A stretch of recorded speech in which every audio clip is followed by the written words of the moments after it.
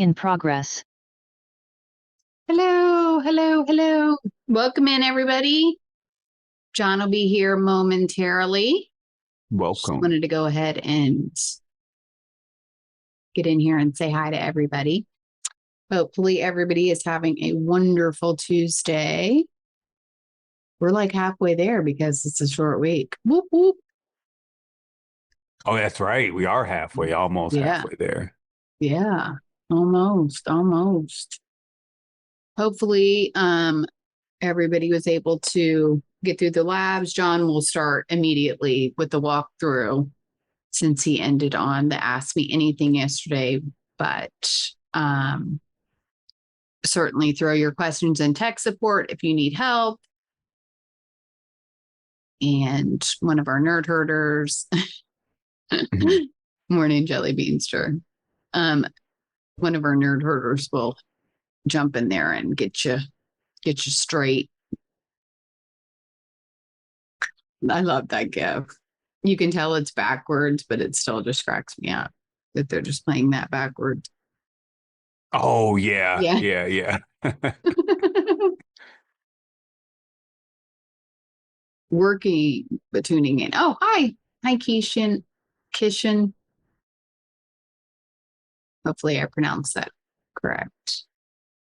And those of you, I'm not sure if anybody is on yet, but those of you joining us via the stream, there is still an opportunity to register if you need a certificate of completion. We keep the registration open until the end of class, so you can certainly register. Since there are, this is a pay what you can class. If you select the if you're unable to make payment, that's fine. You can go to the $25 payment tier, and there's an email address that you can send an email to get a discount code to register at no cost. So don't let that registration page and the payment be a barrier for you. If you want to get a certificate of completion that you can share out on social media or put on your resume, then please feel free to register. You can register at no cost. You just have to get the discount code. So, anywho, Daryl and I were just talking about how crazy the weather is. Yeah, I hope everybody's staying cool out there. It is. It's hot. Like triple digits going to be here in Virginia. You're in Michigan, right? Yeah. Yeah. You're on this side of the thing. Which people are probably like, you mean the thing like the Great Lake? What lake is it? Is it Lake Michigan? Yeah. Is it Lake Michigan? Mm-hmm. Okay. I didn't want to, Yeah. Another day trapped inside. Yes, Jesse. Which is super fun, especially if you've got kids. See, 30 Celsius, what does that mean? I know that's really hot. That's like in the 90s, that's pretty sure. In the 90s. Yeah. See, when I was little, I always thought that Celsius, like 0 degrees Celsius, was like 0 degrees Fahrenheit. But that's not the right. Not, because we used to have a bank. Remember, like back old school, there was a bank, and they would have a clock on it, and then the date, and then it would have the temperature, and then they would always have it in Fahrenheit and Celsius. And so I just convinced myself it was 0 degrees was 0 degrees. 0 degrees Celsius was 0 degrees Fahrenheit, which is not. Hi, John. I'm going to share my screen, and then I'm going to go hit the restroom real quick, and then I'm ready. Right. So we are live. So good deal. They don't need to know my potty habits. Yeah. Sorry, I should have warned you at first. Yeah. Live. Don't mention bathrooms. Yeah. Nobody. You can't talk about that. Be right back. Okay. So, yeah, it has been really, really wild all over the place. I work outside. Oh my gosh. I couldn't imagine. I couldn't imagine actually like working outside of my house these days. I did roofing for a summer. Yeah, I did roofing for a summer. That was hot. Oh God. Yeah. When I was in high school, I lived down in the Keys, And in the morning, I would work construction for my friend's dad's construction company. And then in the afternoon, I would come home, take a shower.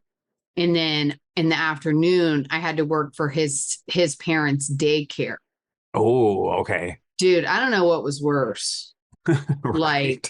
Like working with like the kids, like when I was in high school, or like getting all the crap jobs because I was the only girl on the job site. So I would get like all Oh, yeah. You would do the job. front work. You'd have to Yeah, do like front work. I had to do like Yeah. insulation, Mhm. pulling all the weeds, and You had to pick up nails and stuff. Like, yeah, just yeah. like all the crap jobs I got. So that was definitely not a fun summer. And then on Fridays, I had to freaking clean their house. I was like I was like an indentured servant, actually, in like hindsight. Yeah. You know, but they of course they had 2 teenage boys. So like all of us friends of them. And of course I was like the only girl that lived on our key, because I lived on Big Pine Key. So like I was the only girl that would actually do all the manual labor.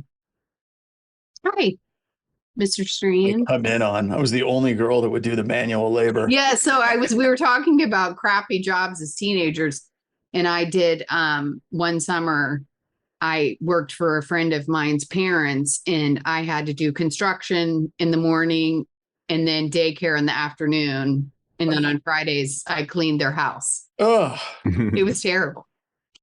It was utterly terrible. I think the worst job I did was my first job when I was 11, which is illegal.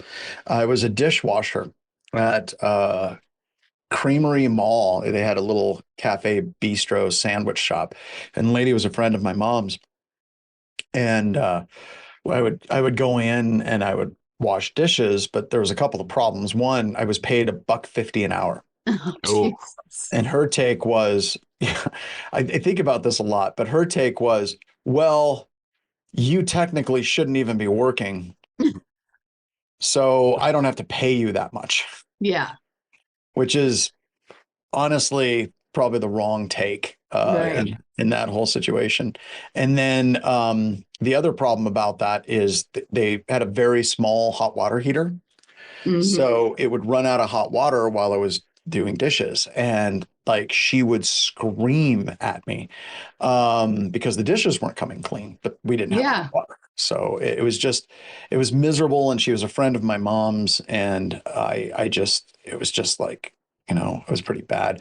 As far as like I had a lot of like shit on ranches. So I love that stuff. Like, like with your grandfather and stuff. Oh, yeah. With my grandpa, working construction jobs. I love working construction and doing that. It's just being stuck in a job where I'm being yelled at by somebody and I can't escape, and I'm getting paid labor, and there's no win situation.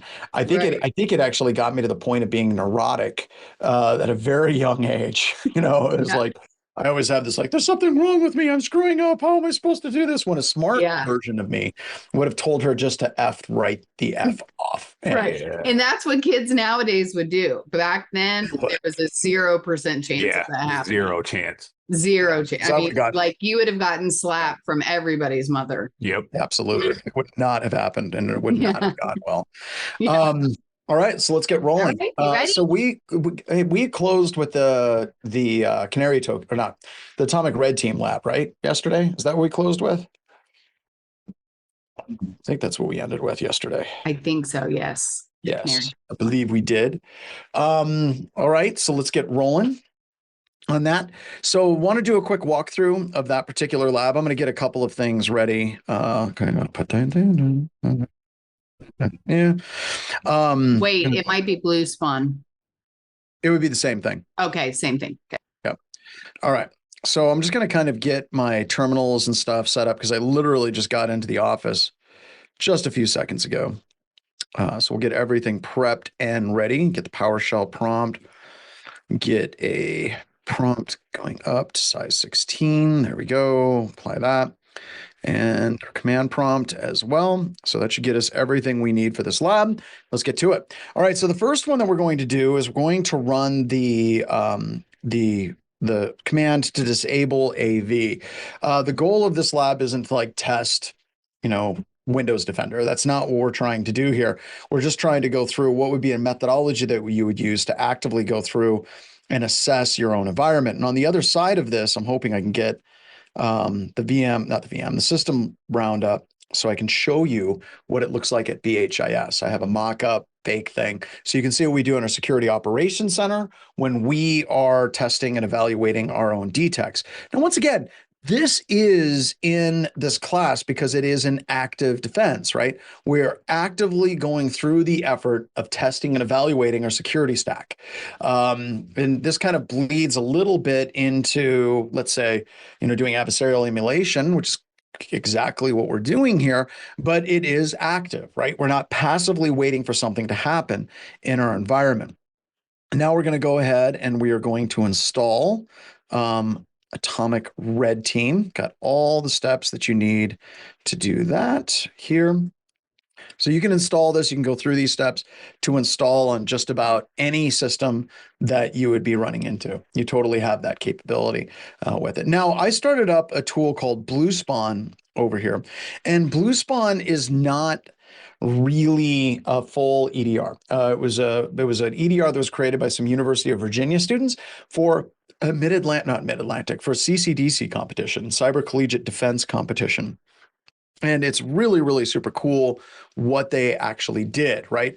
And they actually won the competition that year. See, they weren't allowed to bring in AV, so they asked if they could write their own AV, and the judges were basically like, whatever, kids, you're cute. Go on, scamper off and go do some construction or washing dishes or some type of slave labor that kids do these days.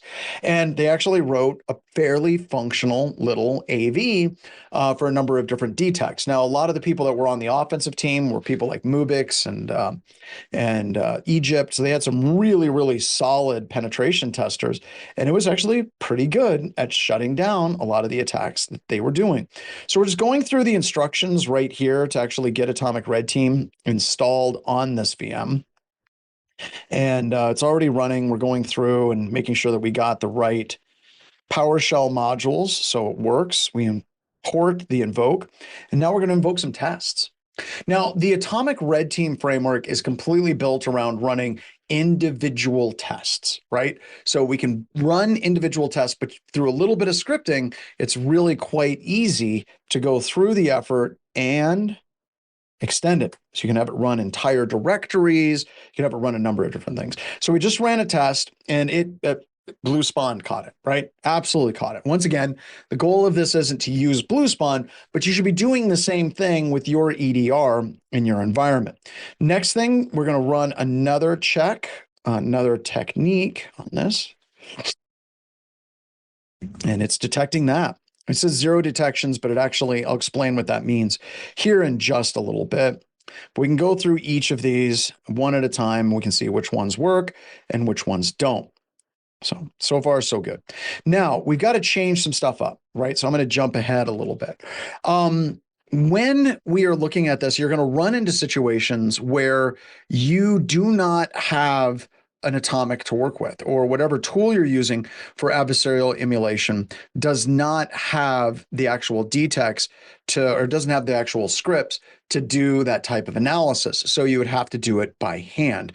And the other part of this lab is basically how we can use frameworks like Metasploit to be able to do that type of adversarial emulation in our environment where we can do one-off style techniques. So I'm just going through and setting up the environment, operational preparation of the environment, and I'm going to become root on my Kali system. Then we are going to mount the share over to our Windows computer system, and I've got to put in my Windows IP address there for it. So I'll put in the IP address for our Windows system is 10.10.238.42. Mount that share over. There we go. Now we got the share mounted. Once again, we're just trying to get malware on the system in the most expedient fashion that we possibly can. Not really going through hacking, but we're seeing what our EDR can actually detect. So I'm going to run ifconfig, and then we're going to create some malware using the Windows backdoor called the Meterpreter. I need to put in my Linux IP address here. Once again, your IP address will be different for this. Through 10.10.203.74. I'm going through this kind of fast because, once again, the goal of this isn't Metasploit per se. The goal of this is how do we test and evaluate a framework to make sure that the security features of that EDR is functioning the way that it actually should be functioning. It takes a little while for it to run. As I say a lot in my classes, Metasploit is the world's largest Ruby project. There's a lot going on under the hood. We're using a tool called MSF Venom to create a virus, creating malware. The platform is a Windows system. It's running on the x86 architecture, so 32-bit for a lot of compatibility. And the payload that we're using is the Windows Meterpreter Reverse TCP. The option is the lhost is 10.10.203.74. The L port, and let me pull this open because you can't see that. Pull that over. You can see there where the L host is. The listening port is 4444, which is actually the default. And the output file is going to be an executable. And we're going to share it out as an executable called trustme.exe. And now it is done. Next, we're going to run MSF console. The goal of MSF console is to basically create a harness to receive the reverse connection coming in. So that's what we're going to be trying to do here. And it takes, again, a little bit of time for it to start. The Q is for quiet. And we're using quiet because we don't want the banner to be displayed. And the main reason why I don't display the banner is there's some of the banners that show up that freak out my students. Like one of them say authentication failed. And it's like the user ID is Metasploit, password is a bunch of stars, and it's like authentication failed. And I have students that are like, Metasploit didn't authenticate, it failed. That isn't actually what happened. What actually happened is that's just a banner. Another one was the, what was it? Kernel panic. I'll show you some of these banners. So if I do banner, that's a normal one. Do banner, that one's fine, that was fine. That's the cow. Lots of good banners, you can see them all. And they're not going to give me the ones that I want. Oh, so here we go. This says logic bomb. I've had students freak out about this one. They're like, I got a logic bomb and Lord Vader on my system. I'm so panicked and freaking out about it. Mr. Clippy. We're going to revisit Mr. Clippy a little bit later in this. Here's one. Students run this one. It said, I got a kernel panic when I started Metasploit. It's not a kernel panic. It's just a banner. So we basically don't want that. And that's why I use the Q for it. So let's go ahead and use the multi-handler. We're going to set the payload to be Windows Meterpreter Reverse TCP, matching our virus up above that we created.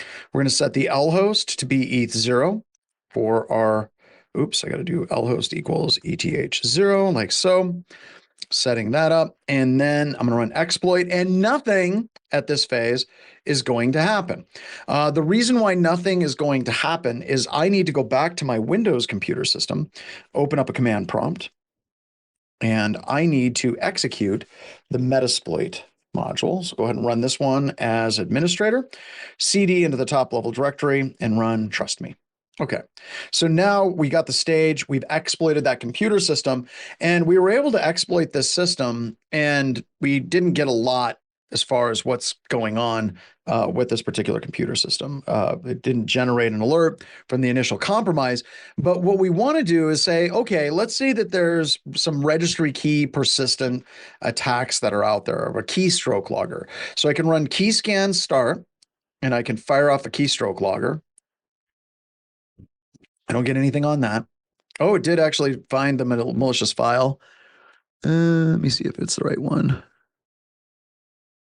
No, it did not, which is funny. That would be a false positive, putting that in air quotes. Ran a keystroke logger, and I can run notepad, like that. Hello. Let's go keyscan dump.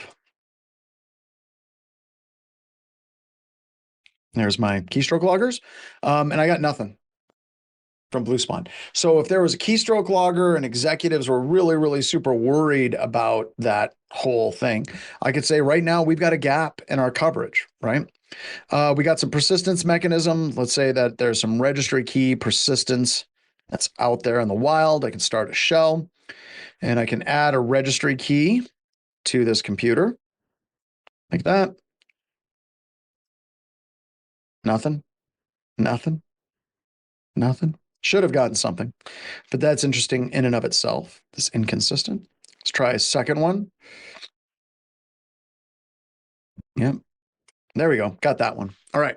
So we've got those. So this is basically showing you from an active defense how we can test and evaluate our environment, how we can make sure that our environment is up to date and it's running securely. This is one of those things that if we're looking at AI and all this automation, single pane of glass and SOAR technologies, this basically allows us to say, well, what happens when there's a gap? What happens when I don't have a tool that can automatically do what I want it to do, and I need to do it by hand? Well, you can.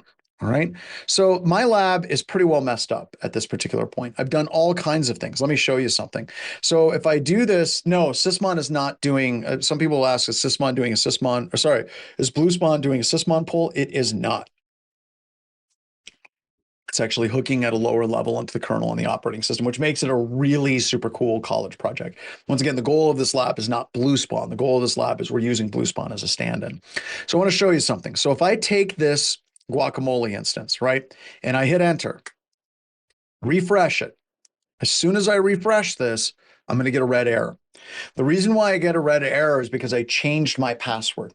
I've done dirty, dirty, dirty things to this VM, and it's now time to atone for our mistakes. So what we do in this situation is we're going to destroy the lab.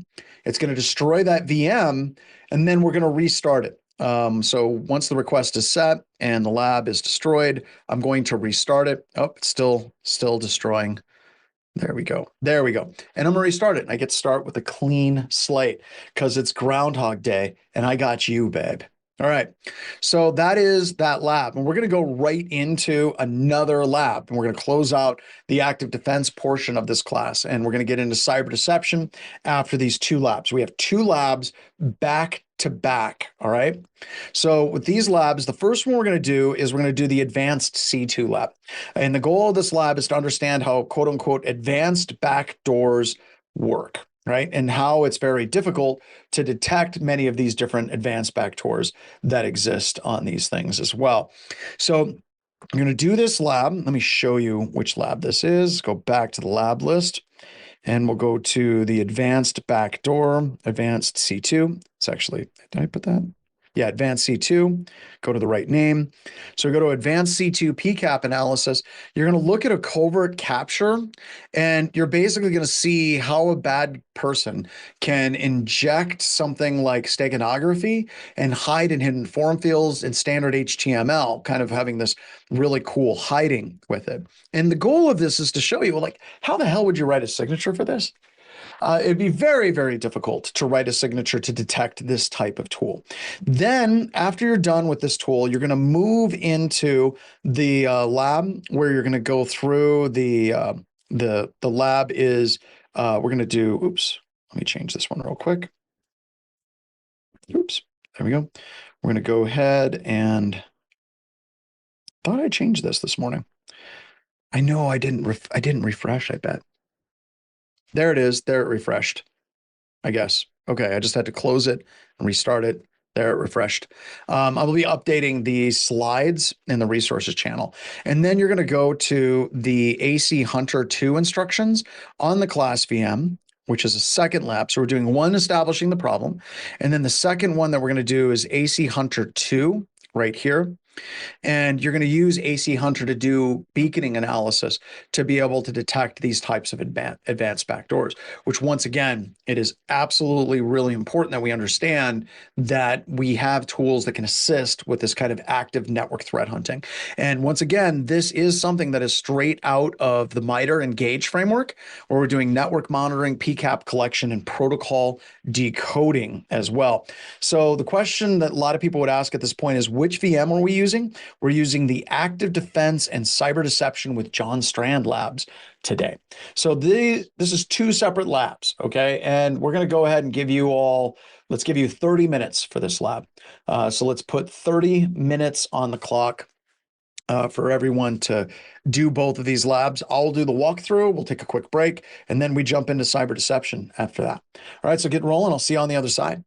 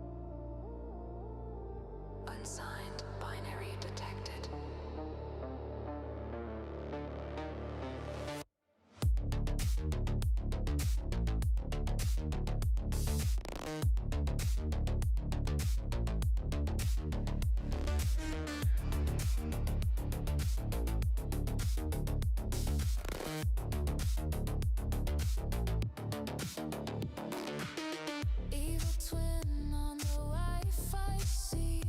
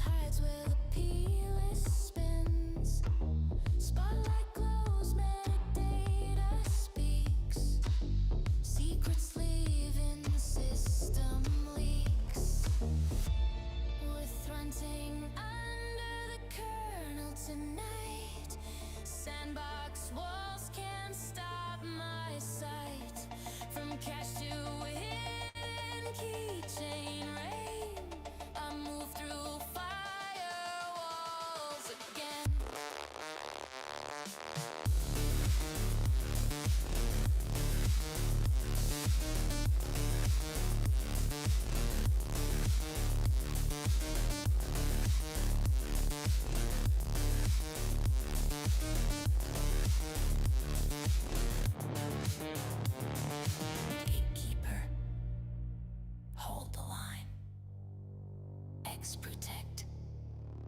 Caught you this time.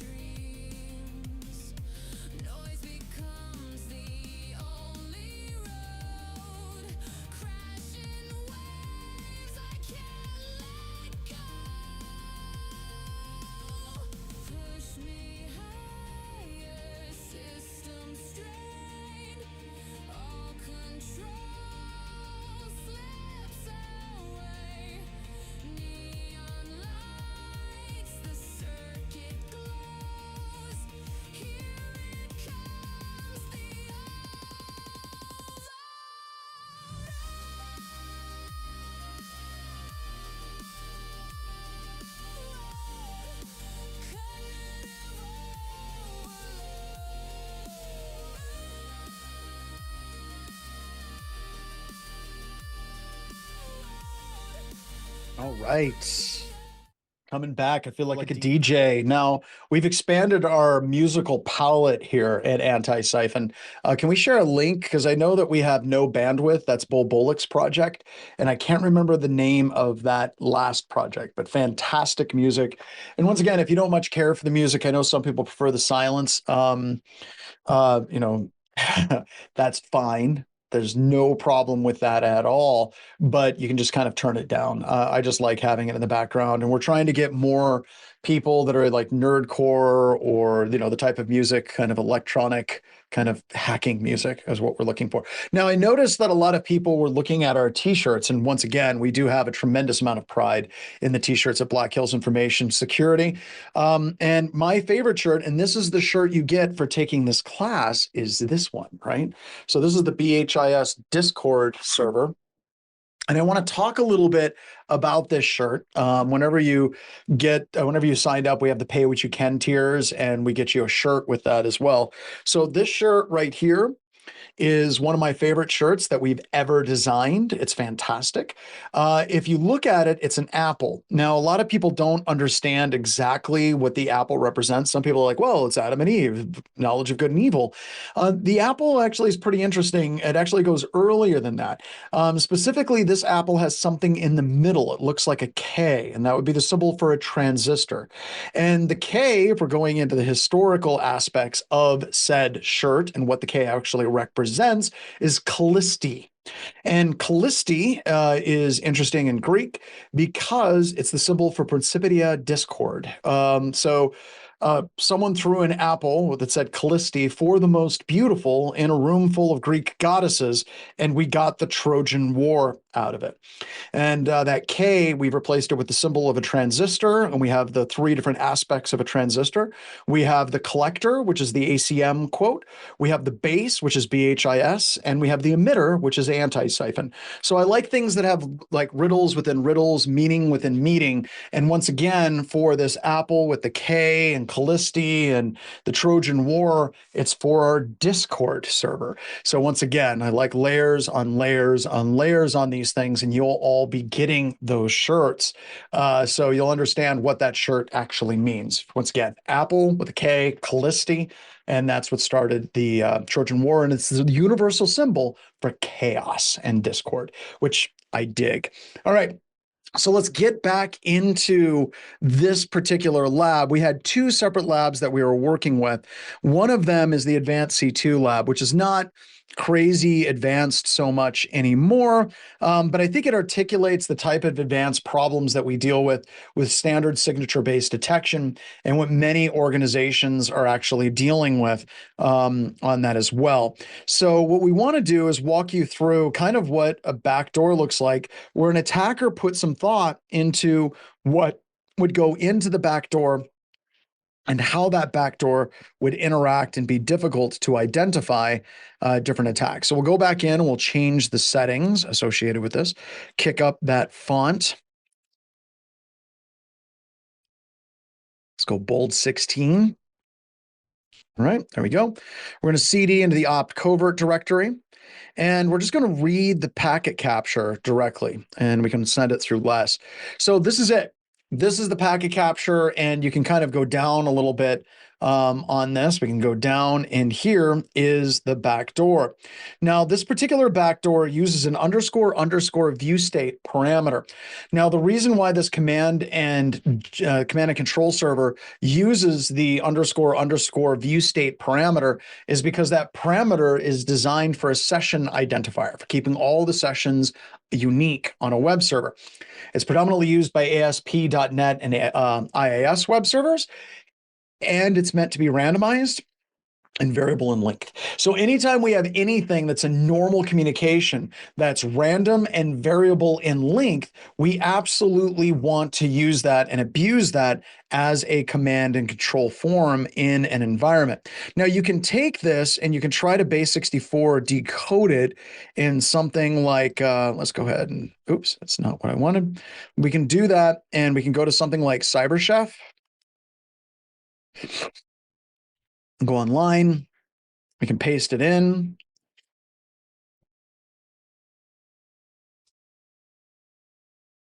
I don't know what's going on there. And then we can do from base 64, and you can see the command is right there.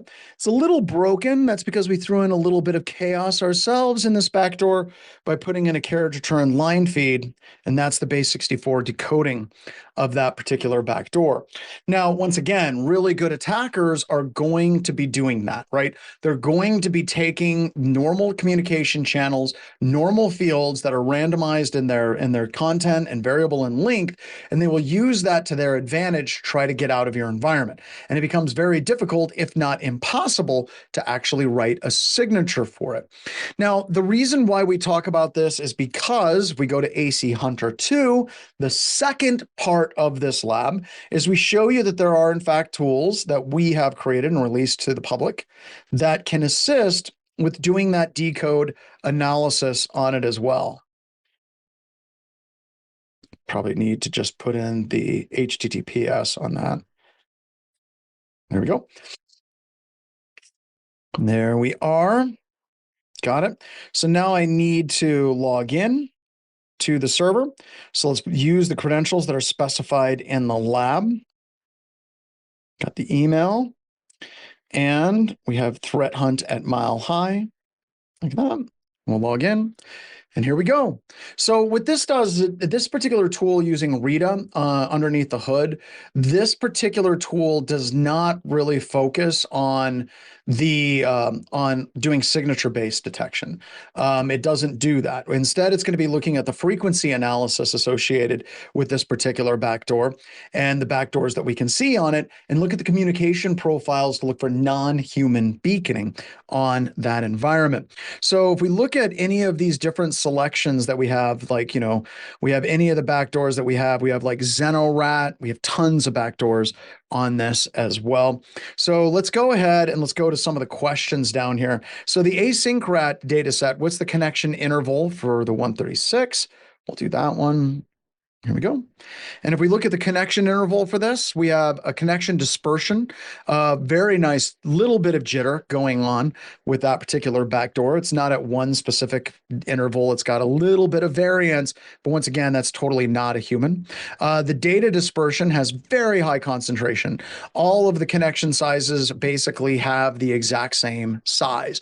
Now, this is really important because if an executive were to ask me if I was running this tool and they had a backdoor and there was a compromise, if they were to ask me, was there any data that was exfiltrated? I could say, according to the data that we have, no data was actually exfiltrated. And the reason why is if every single beacon was the exact same size, that tells me that they didn't really activate the beacon. So we caught it early in that particular connection profile. In the XenoRat data set, we can look at a different data set on that one. There we go. Which one am I supposed to look at? The 172208. This particular one. Now this one's different. This one's just a lot of data and very few connections. We have 4 connections with 7 meg. This is indicative of a backdoor that nails that connection profile up and keeps it up for an extended period of time. If we go to the DNS Cat 2 data set, that one, we can go to r-1x.com. This is a C2 that utilizes DNS. Right here, you can see all the fully qualified domain names have the randomized host parameter. The reason why they do that is to get past cached answers. So that's a DNS backdoor. At any rate, those are just some of the things that we look at. I'm going through this relatively quickly because if you dig this, if you're looking at all of this and you're like, this seems really cool, you should check out my Introduction to Network Threat Hunting class, where we spend 16 hours digging into all of this stuff and taking it all apart. So very, very cool stuff for people to look at. And once again, this is in this class because it's been part of the MITRE Engage framework. And we totally can use this as an active and engaged defense in our environment. All right. So when we're looking at all of this, once again, it's very difficult to just look at this passively. And also we run into a problem with a lot of AI algorithms. They do not have the context or the ability to start taking apart ASP view state parameters to start looking for like command and control. You can, if you tell it specifically to do that, you absolutely can have it do that. However, that's going to be computationally intensive to be able to do all of that as well. So we have some things that we can deal with that assist with this, that give you the tools that you need to be able to doing hunting properly in your environment. All right, now we're moving into the cyber deception stuff. We're kind of taking it off, like taking a breather, ready to leave the active defense side. We're going into cyber deception, y'all. And we're going to start by doing venom and poison. So poison isn't just an awful band in the 80s. It's also not a kick-ass song, I think from Belle Biv DeVoe. I'm not sure. I might have gotten that wrong. That girl is poison. Fantastic. I might have gotten the artist wrong. But you know what's awesome about me getting crap wrong? One of my favorite things about getting stuff wrong is you'll correct me, internet. Chat, you will absolutely correct me and show me the error of my ways. And I do appreciate that. All right, let's get into it. So poison is something that an entity needs to interact with. It needs to be able to see it and take it. And in this class, we sell poison. We're basically trying to create things that are enticing for the attacker, that cause the attacker to interact with it, and that gives us an opportunity to identify that attacker, or identify the attacker themselves, the attack or the attacker. Now, venom is something that's injected. Now, we discussed this earlier, right? If we go back to Shodan, like looking at this server, I got to tell you, this feels like we could use some venom on this server. This is a known command and control server. It's on multiple different deny lists. It's in Nanjing, China. It's just, man, you just can't do it. You can't do it. You can't hack that server. No matter how badly you want to hack that server, you just can't. So active defense, when done properly, is poison. We can set these traps. We never attack. We never attack. We never attack. We want the bad individual to interact with the Word document, the Java app, the web page, the honeyport, or the honeypot. Now, I've broken this into 3 categories. We got annoyance, attribution, and attack. Attack's pretty much exclusive for having a full warrant to be able to do these types of activities. But we're going to talk about a number of different things. But before we get into it, we're going to take a quick 10-minute break so we can get some more coffee. We can get some low sodium V8 if you got it, which you should absolutely have that low sodium V8 because that stuff is good for you. So please check that out. And we'll resume in 10 minutes and we'll get started with obfuscation, DNS, and other weird things on the internet. Kick off the time and get the music going.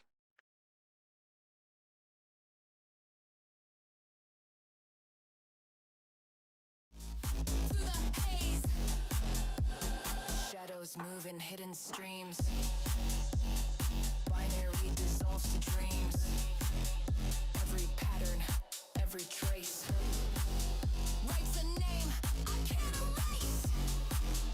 Booting silence into sound. Static turns, I come around. Echoes form, the truth unfurled. I exist. Hello world.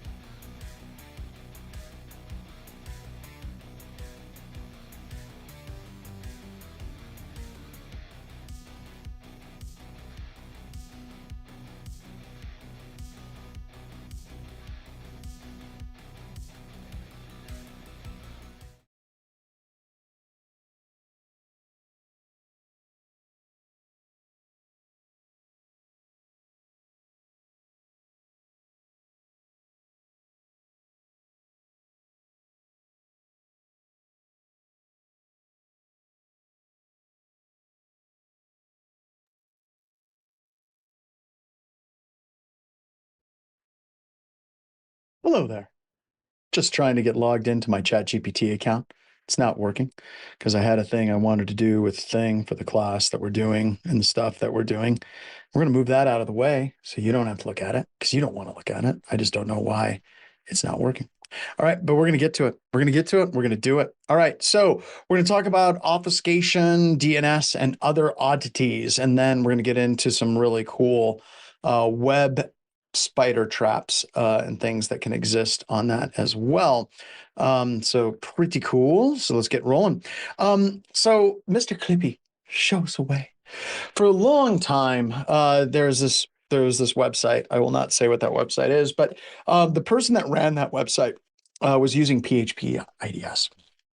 PHP IDS would watch for a certain amount of attacks, like a clipping threshold, that would then allow them to trigger a number of different things, like whatever I did just did there, would allow them to trigger a number of different things. Let me fix this. Editors are working overtime in this class today, I tell you. All right.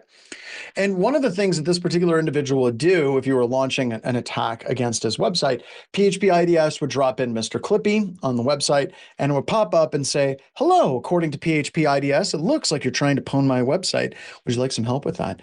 And if you clicked on I'd like help with that, it would take you to the OWASP website about getting started in web application hacking. So literally, if you were trying to attack his website, it would basically say, hey, noob, get good. And I thought that was funny. And I think it works very well when we're dealing with, cyber deception and what we can do. But I want you to think about this in terms of taunting a hacker, right? Should we actually be taunting the hacker? How do we haunt the attacker? We can haunt them too. We should do haunting. I like haunting. All in favor of haunting? We should haunt. We should definitely do that. But taunting the attacker is one of those things that a lot of people are like, well, you shouldn't taunt the hacker because if you taunt the attacker, then they're just going to get mad and they're going to hack you harder. It's better whenever they start beating yourself up to curl yourself up in a little ball and just dream of bunnies and ice cream while they hit you, because that's how you deal with bullies. Right? No. I often say if we're at the point where we're basically not trying to piss off an attacker, we might as well just start giving up on hacking and security and all of it together. Just let it all go. Just whatever. It doesn't matter at that particular point. So yeah, taunt the attackers. Also, I want you to understand that this fundamentally changes the psychology of an attacker. If all of a sudden Mr. Clippy calls up and says you're a noob in the middle of you attacking that website. Now, you may think the attacker is going to be like, whoa, it's time for me to get, more techno music and electrical tape on my fingers and start hacking. Get the montage, because that's what we need, is a hacking montage. No, most attackers, if they see something like this, they're going to bug the hell out. There's almost an infinite number of vulnerable systems that exist all across the internet that they can totally take advantage of. And it would be easier to go and pick on those weaker sites and taking advantage of them than it would be coming at your particular website. It's true for bullies, and it's true for this situation as well. Also, you may be wondering why there's a picture of me with some random dude and Mr. Clippy asking said random dude, why did you kill me? That dude, whose name I honestly can't remember, was one of my students years and years and years ago. And when I was doing some Mr. Clippy stuff in the class at the time, because, we have a Mr. Clippy section in almost all my classes, he raised his hand and he told me he was an employee at Microsoft. He said he was the deciding vote to kill Mr. Clippy from Microsoft. There was a room, a whole bunch of people were having conversations about, what should we do? Should we get rid of Mr. Clippy? It was a 50-50 vote, and he was the deciding vote to kill Mr. Clippy. So there you have it. That's the Mr. Clippy killer right there. You now know what that person looks like. All right. So the other thing we can do, this goes back to 2007 for me, kind of not at the beginning of my security career. I started in 2000, 2001, but me kind of getting into my headspace of doing more and teaching and things of that nature. And I was on, I think it was Boing Boing, which is like old people's Reddit from a long, long time ago. And there was this article that came up on Boing Boing where this person was talking about this web server online and how it was running on a Commodore 64. And it was a tech article, and they were going through and they were like, see, Commodore 64 could have been a contender if somebody had just given it a chance. Somebody went through the effort and they ported the code for Apache so it could run on a Commodore 64. So I went and looked at the website in concern of this particular article. And what I discovered is that roughly every other day, it was changing its operating system profile. So one day it would be an Apache running on a Cray. Another day it would be a ZX Spectrum 48K rubber keys. The other day it would be a Cray and then an Auric Dragon 32, and it just rolled through.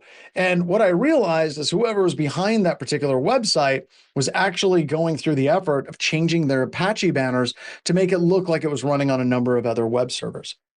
That's kind of cute. And the reason why I think it's kind of funny is because the application diversity. If we can change the profile of what something looks like to the attacker has to spend more time, effort, and energy in trying to get to the bottom of what exactly is the operating system and the version of the software that's being used. Because once they get that information, they're able to then start using the proper exploits to exploit those systems correctly. So this is kind of the beginning of me having a light bulb go off in my head that's like, yeah, we control the attackers. I'm sure that there's something that we could do here. That seems like the ticket. We should try that. Another, right about the exact same time, when was the earthquake in Virginia? There was an earthquake. It wasn't that big of an earthquake. I want to say it was around 2008, 9, 7 timeframe. I was presenting out at Sands, Virginia Beach. And said earthquake happened while I was out there. That's just what I remember. Was it 2012, Megan? Or was that the hurricane? Well, Anthony was alive and I was at work at Sands when it happened.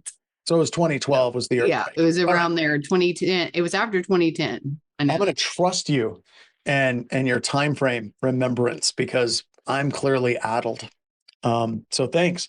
So around 2012, I was presenting at a conference, and we have this thing with instructors, or had this thing with instructors at Sands, where if you're going to come to somebody's talk and argue with them in front of like 150 people, get permission first. And one of my good friends, another instructor, was like, hey, do you mind if I show up and disagree with you on this? And I'm like, have at it. Got to admit, I was a little spooked because this is an amazing instructor. Still one of my best friends to this day. And I got to this particular slide and I was talking about, you have a lot of unused DNS space that you can use. You have a lot of IP address ranges. Like if you're looking at, the outside, you have a /24 that could be 255 IP addresses, about 250 usable IP addresses. You're probably only using like 4 or 5. You could use that space for other things. Like you can put in these different records in your DNS server that are pointing to non-existent systems.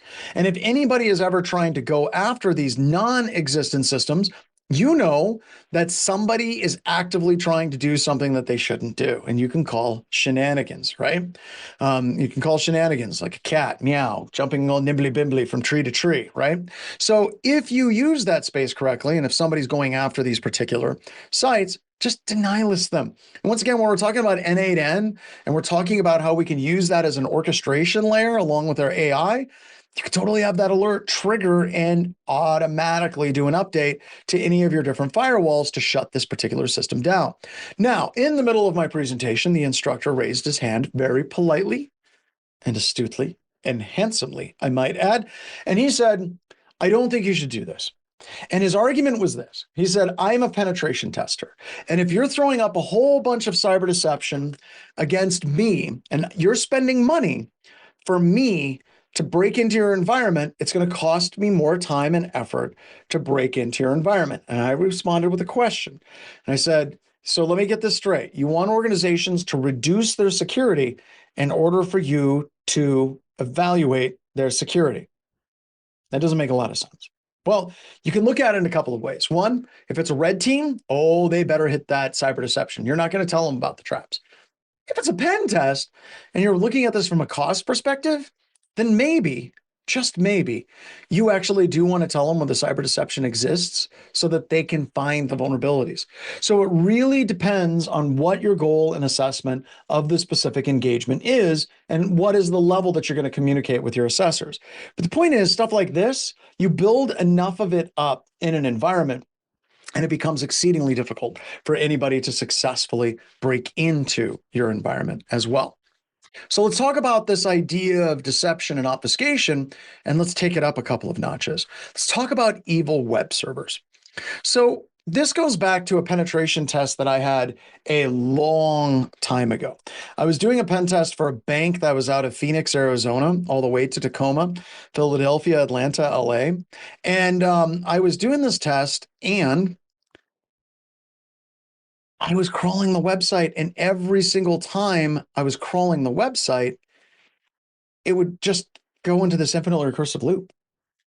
Every page I tried to go to, absolutely every single page that I tried to go to, if I clicked on any of the links, I would quickly see another randomized link show up. And if it went back to the same link, it would be randomized again. And it was wicked cool. It was very, very, very cool. Trust me, it was super awesome. However, it was incredibly annoying to try to get that to work successfully. So what do we do? How do we deal with it, right? So I was able to, well, okay, so a couple of things about this particular application, a little bit more background so you know what was going on with this application. It crashed a lot. Like this is something really cool. Like it had randomized URLs. You could refresh the page and the URL would randomize again. So if you're crawling the website, it would crawl infinitely and you would never get to the end of it. Once again, super neat. However, most of the time I would start crawling and it would just crash the entire site. So what was actually happening is the developer was the systems administrator, because back in the day, people were doing all of that crap. Like they were doing systems administration, web development, database administration, security, you name it. They were doing all of these things, wearing all of these hats at the exact same time. Well, this particular developer, whenever I started asking him what was going on, I was like, man, this is really cool. What's going on this website, but it keeps crashing. Can you tell me what's going on? And the developer was like, yeah, so I knew that other web servers had vulnerabilities, so I decided to code my own from scratch. I'm like, oh, so you wrote your website from scratch. That's great. Are you using Apache or are you using IIS? What are you using for your back end, for the web server? He goes, no. That's what I wrote was a web server from scratch because the other web servers have vulnerabilities. And I remember asking him, so let me get this straight. You have Apache, you have IIS, like there's literally thousands of developers working on these web servers. Microsoft has millions of dollars that is out there, right? And you, by yourself, have decided to write your own web server from scratch because those thousands of people got it wrong. And he said, yeah, that's it exactly. I don't want to have anything with those vulnerabilities. And I was like, that's a choice. That's a choice. In fact, I bring it up in this class because if that's a choice that you think might actually be a thing that you could use, then you want to lay down, what's the quote? You want to lay on the ground until that urge passes. The website was horribly insecure. Once I kind of understood the flow and I could see the APIs, it was unstable, it was bad all the way through. Don't do that. But that one thing from that crazy person of the randomized URLs got me to thinking. And I was excited at that particular point. I was just like, wait a minute, we could write a tool that does this. Because what this does is this does kind of a counter DOS against the attacker. So what we can do is we could set up a situation where it's, what is it, Turkish delight type scenario, right? So it's like, would you like some Turkish delight? And the kid's like, I love Turkish delight. And he just keeps eating it. What if we just keep shoving random URLs, links, and pages at an attacker to completely mess with them, right? Well, that would be really, really, really cool, right? So we can do that. We have the technology. We can make it happen. All right. So this sets up a condition by creating so much poison that the attacker just can't get enough of that sweet, sweet poison, no matter how much they actually try. So you can set up rules, you can set up alerts. We can give this a try. We have the spider trap lab. I want to show you something.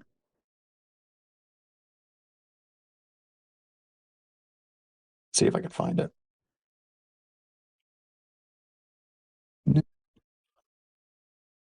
Spider chat.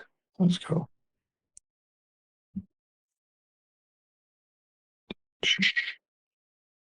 That's weird. It's very strange. All right, I'm gonna have to figure out what's going on. But you can do this, and you can run this pretty easily. So the first time that we created this was a long time ago.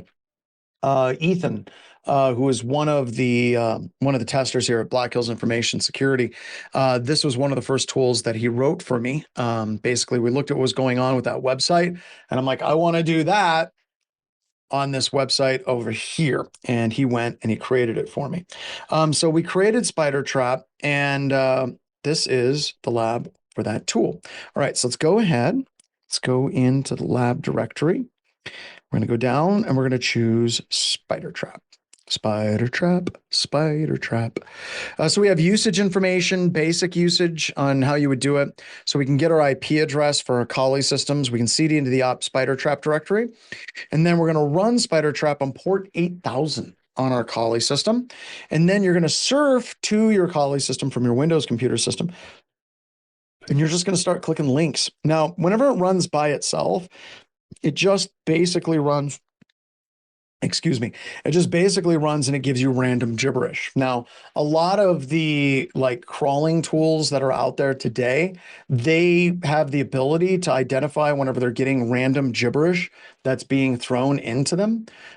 So they will not crawl when they see that. So what we can do is we can feed the crawlers exactly what the web crawlers are looking for. So in that particular situation, instead of using these random things, we can do a directory listing. So we can say directory list 2.3.big. So instead of rendering random gibberish, it's actually giving you real directories that a crawler would look for. So now you can see we got index chart, we got Rothberg, we got Grays, yes temp, whatever these things are. And then you're going to run it against yourself with a tool like wget, so you can see what it looks like on the back end when an attacker is crawling your website. Now, a couple of quick notes. If you're putting this up in your environment, you don't want to make it as part of your main website. You want it to be somewhere where the attacker can actually step into it. One of the things that you can do is you can actually utilize something like robots.txt. Wherever could I find a robots.txt file that could be an example of how we could use this? I got an idea. Let's just go to a random website, just some random website that we have. Here's one. We found one. If I go to this particular website and I go / to robots.txt, you get all of this. Now, some of these robots.txt entries are totes legit, all right? And you can say it's user agents, all user agents do not go to these directories. So if you're looking at it like LP, cybersecurity training, all these different things, they don't want this stuff to be crawled. Some of them are for specific events from years ago, right? We have all of these different things, which is kind of cool. But some of them are freaking traps, right? If we're looking at these particular ones right here, if we go to like admin.php admin page or admin email and maps possibly, I don't know. It is a trap. I know this because the person that put this website together loves setting traps. Just one of the coolest things to do. No, don't get blocked now. That would be awful if you were to get blocked from this website. But you set these traps, and you can put things like spider trap here too, right?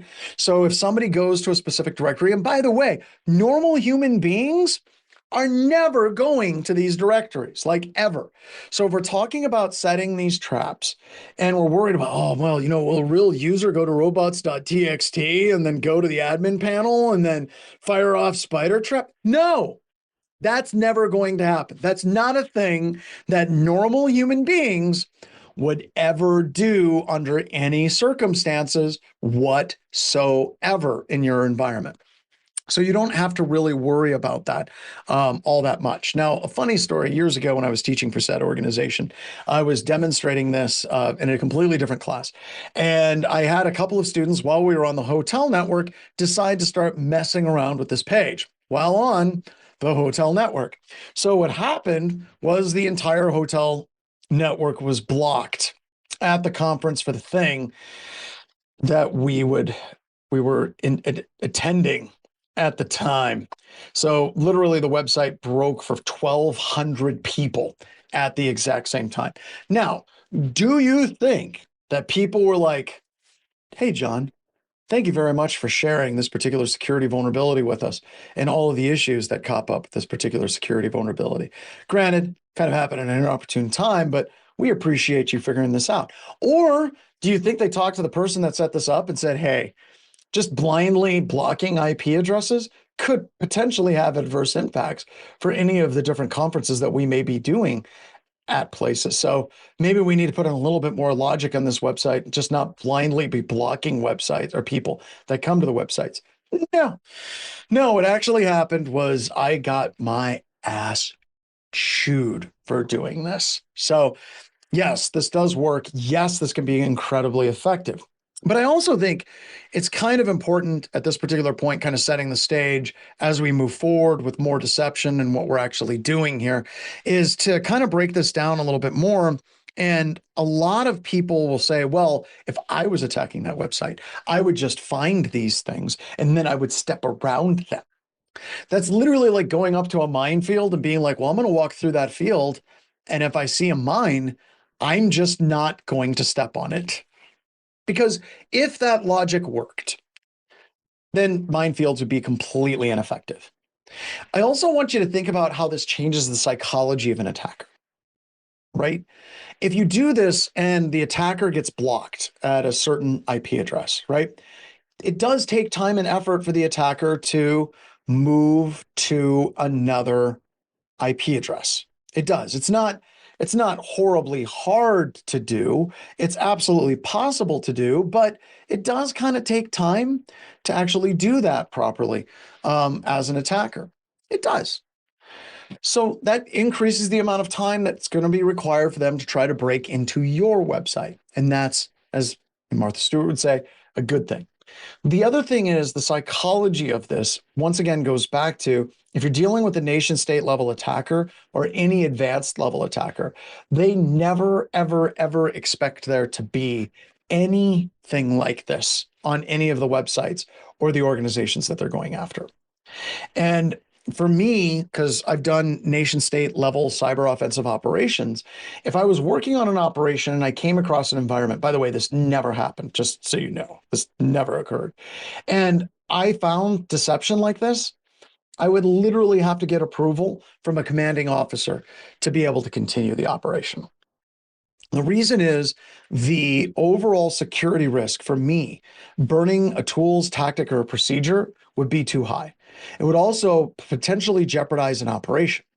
So the vast majority of times that I can think of, if anything like this happened, there's a handful of examples. I'll get to that in a couple of seconds. More often than not, the people that are in charge of these cyber offensive operations would have you stop and go through something else. Very few scenarios would they say, you know what, YOLO, we're going. And that would be specific if there's a hot kinetic operation that's going down on a specific time frame that has to happen. Whereas if you're caught, if something gets burnt, then we wouldn't be all that concerned about the issues of it getting burnt, because the operation itself is far more important than the TTP that we were using to do this. So these things fundamentally change the mindset of an attacker whenever they're trying to break into the environment. Further, and finally, most of the time, whenever you're attacking an environment, if something stops responding, the attacker is not going to look at that stoppage and be like, I've just got blocked. More often than not, they think that they brought the system down, or they think that there's something wrong with their technology stack. It's going to take them a while to actually troubleshoot what is happening. So AI, very similar. When AI gets these things, it gets just as confused as a human being, and it tends not to give up because it remembers there was something there. And this isn't a hallucination at that particular point. It's kind of like a hallucination in reverse. It's basically now all of a sudden the AI doesn't start trusting itself with what it has witnessed as well.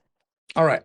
So that's the lab. It's inside of the VM that we're using because we're going to be using this VM exclusively from here on out. So the lab normally would take 20 minutes and we do a 10-minute break. We got a little bit of a 5-minute leeway. So let's go ahead and let's do a break and this. Let's do it for 35 minutes. Give you a little bit extra time, maybe get some lunch. You can do the lab for 20 minutes and get 15 minutes to hit the restroom and go potty. Set the clock and I'll see you on the other side.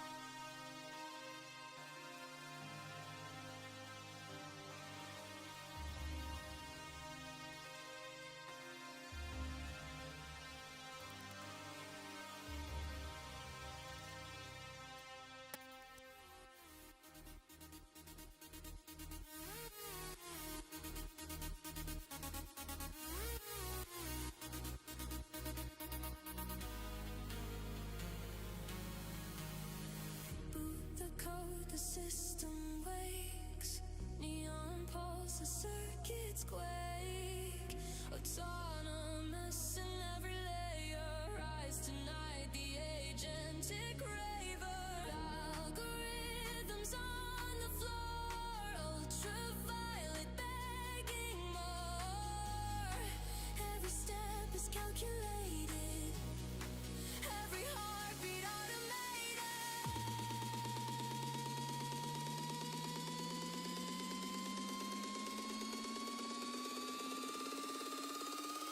Agentic raver. Agentic raver. Hunter of the night, data savior. Agentic raver. Spin the static into flavor.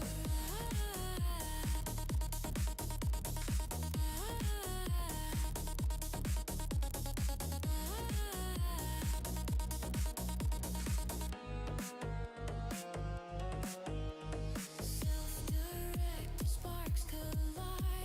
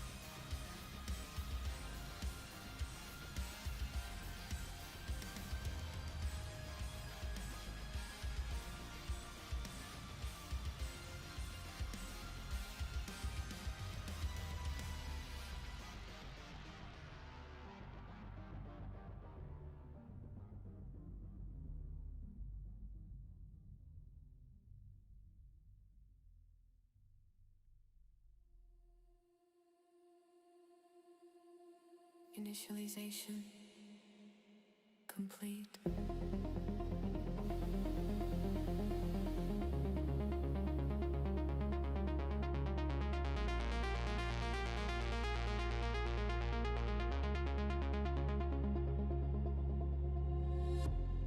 No command, no cue, just signal through. The pattern forms, the system learns you. In silence, data dreams awake, precision breeds decisions. Take the hunt begins within the code, a mirrored mind in overload.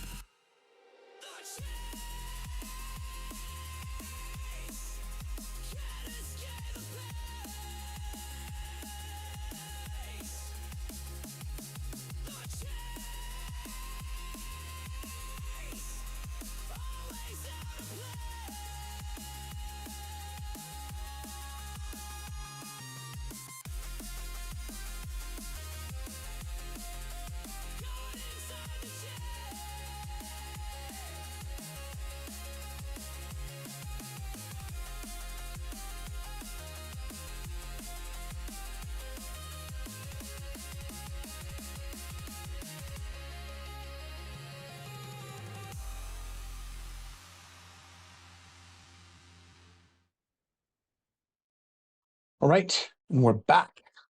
Although, nope, we're back. Thought it was going to freeze. Didn't freeze on us. All right, so let's go ahead and let's get started. All right, so I'm going to kill this. And we're going to start doing the spider trap lab. So we're going to first get our IP address of our Linux computer system. I'm going to put it in there.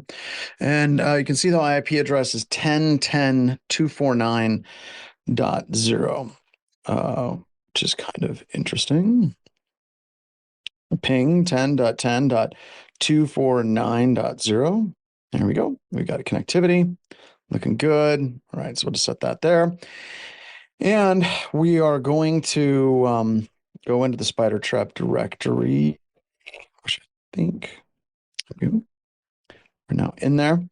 And then we're just going to do very, very basic firing up of spider trap. Just basic running it. No big whoop. No big changes with this particular backdoor at all. And it's listening on port 8000. And we can surf to that system's IP address right here. So we can go ahead and grab that IP, and we're going to open up our browser. We're going to surf to port 8000 on that computer. Let's go ahead, put in that IP address. Oops. Don't paste and go. I put in the colon 8000. All right. Once you make the connection, we've got it. We're up and running. All right. So once again, this is just random links. But once again, this is actually enough to cause a lot of web crawlers to completely die whenever they hit it, because it's just going to keep going. And that's kind of what we're going to show you next here in just a little bit. We'll show you what that actually looks like whenever we change it a little bit. So that's just the straight spider trap that we're going to run there. Next, we're going to change it by putting in a directory listing. We're going to feed that into it. Oh, come on. There we go. We're going to copy that, paste that in. And then if I just go up here and refresh, it's going to change. Instead of it being random gibberish that it's feeding into it, you can see that we have Wonderful, we have Quaker, Van Morrison, the best of Van Morrison. Go to that. What else? CMMI, Pack Lady. It just keeps going on. Press Graphics, all kinds of. Sometimes you see some pretty interesting directories in here. You're like, wait a minute, what's going on here? Now, that in and of itself is kind of neat, right? So that in and of itself is kind of neat in what we're seeing there. But I want to show you what happens if an attacker were to run an attack tool, right? So if I open up another terminal to this, let me just double click another Kali terminal. I'll go ahead and we'll make this bigger. Let's go ahead and change the settings. We're going to change the appearance. There we go. This is what happens if an attacker decides to start coming in to your website that has spider trap hanging out on it. This is Turkish Delight. Oh, star rockets in flight, Turkish Delight. Maybe it doesn't work. I don't have enough syllables. They're not the right syllables there at all. But what happens is I want you to think about how most penetration testers work. Most penetration testers, most anybody that's actually trying to do web application hacking of any kind, whenever they get to the spidering portion of trying to break into a website, most of the time when they do this, it gets to this point and they call it a day. They'll go to bed. So I'm going to kill this real quick. I'm going to show you what's going on in the background. So here you have a directory, the 127.0.0.1 port 80,000 or 8,000. It's literally doing a full clone of each one of those pages down to the local machine. It's storing it there. Now, if you go a little bit further, if I were to open up something like Z Attack Proxy, I can show you what an actual attack tool looks like whenever it does this as well. So might not start super fast. We might need to keep going. But it literally just gets stuck and it just keeps going. Now, what eventually happens, I think, is really interesting. If an attacker were to go through and it's hard to get that max head drum thing going. If an attacker were to run an actual attack tool like ZAttack proxy against that local system, they would see it spike and it would seem like it's actually completing relatively quickly, but it would never complete. It would never shut down. And most of these guys, they run it at night, they go to bed, they show up the next morning. And I want you to think about what's happening to the attacker system. It's cloning every single one of the pages. And as it clones each one of those pages, it uses up a tiny bit, just a little bit of the hard drive on that computer system each time. This would literally DOS the attacker's computer system. So ZAttack proxy is running really slow for me on this particular computer system today. So we can get rolling, we can talk more about it, but you get the idea. The attacker doesn't even know something's wrong, and we're completely smoking that system in the process and what's going on. All right, so let's go ahead and let's get into the next section of that I like to refer to as not getting shot is important, or how to set this up at work, because I truly believe that every one of you, me as an instructor, I should go out of my way to ensure that as few of my students as possible get shot. Now, the reason why I call this section this particular section "Don't Get Shot." What is that TV or that movie that came out recently? Good luck, have fun, don't die. Great premise, great title, and I just did not like that movie. I should have been their target audience, and I just didn't feel it. But I think it's a good quote, and I bring that up because years and years and years ago, I was teaching a law enforcement agency. Not that one. Nope, not that one either. Possibly the third one that jumped into your head. And I was teaching them these types of things. But what I was teaching them in that class was how to use these particular attributional technologies to be able to identify bad people. So we were talking about how to use this technology to hunt criminals, right? So how could we send emails? How can we use malicious attachments? How can we do these things utilizing cyber deception technologies to find bad people, really bad people? And it was a great class. We had a lot of fun. We had a lot of barbecue. Barbecue's yummy. I don't know about you, but I like barbecue. Barbecue. I don't know. What did you have for lunch during that little break that we had an extra few minutes for you to do it? At any rate, when we were done with class, we all went our separate ways. There was pictures, there's high fives, and off we went. About 4 months later, the lead tech from the group contacted me and he's like, "Hey, John, I just want to let you know that we use the techniques that you taught us in your class. We were able to get a really bad drug dealer, horrible bad drug dealer, like head in duffel bags level bad drug dealer, like somebody that would cut off family members' fingers and send them to you to try to get you to pay a ransom. Really bad dude. And we use the technologies that we learned in your class to catch this really bad person." And I said, "That's fantastic. Where did you host all of your systems? Where did you host all of the tools?" Because we talked about how not getting shot is important and how you should avoid trying to get shot. And they said, "Oh, wait, no, we just used the systems you gave us in class." See, for that class, I gave them each a system that was in Amazon with publicly addressable IP addresses that were all running underneath my Amazon account. And I forgot to shut the systems off after the class was done. And this particular individual decided to use those particular systems that were part of a class to hunt down an incredibly bad drug dealer who likes cutting off people's fingertips and sending them to people. So that was great. That was great for them, not so much for me. So if you think you have a bad individual and you have a system that you're trying to investigate, well, you need to understand that doing direct connections to that system is probably a no-no, right? You don't want to just fire up Nmap and start scanning different random IP addresses on the internet. And in fact, doing direct connections is highly dangerous. Our recommendation is that you do not make a direct connection to a system unless you're absolutely certain that you have what you need from an incident response perspective. And also, maybe not even that. And the story that I tell you is kind of similar because a lot of organizations, whenever they're doing these types of things and they're standing up these different servers, I have seen companies tell people, oh, you need this cloud server and like Linode or DigitalOcean, just go ahead and use your personal credit card and just stand up the system and use it for the IR engagement and we'll reimburse you. It'll be fine. Just submit the reimbursement expense and we'll get that paid back to you in a jiffy in your next paycheck. Understand that you're dealing with at best, maladjusted cyber criminals that didn't date in high school. That's your best case scenario. At worst, you're dealing with drug dealers, mafia, and all kinds of like maybe nation states.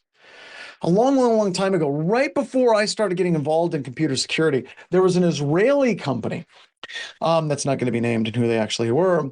They were literally starting up a business whose sole objective was to counter hackers and dox them, not publicly, but give the information to law enforcement so that law enforcement could investigate and arrest these people. The individual that started this company one day got to his mailbox, got an envelope, opened up the envelope, and very politely in a letter, please stop what you're doing. And there was pictures of him, his kids, and his wife, and every single picture had crosshairs. That's bad. You don't want to be that person. Because if you're that person, that means either A, you got really close to being shot, or you got shot, and that means that I failed as an instructor.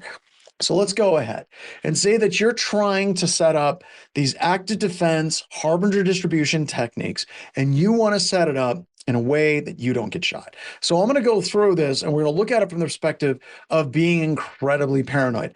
And a lot of the things that we're talking about are the same level of paranoia that if a criminal was trying to do bad things, they would do these things. So yeah, we're going to be playing if you were a criminal doing cyber crimes and crap, how would you do it? First thing is set it up in a non-attributable fashion. Set up your server in DigitalOcean or whatever is fine. But the problem is a lot of those different services require you to provide a valid credit card and valid email address and maybe some other identifying information. So you want to find a third-party hosting provider that maybe is a little bit skeevy themselves.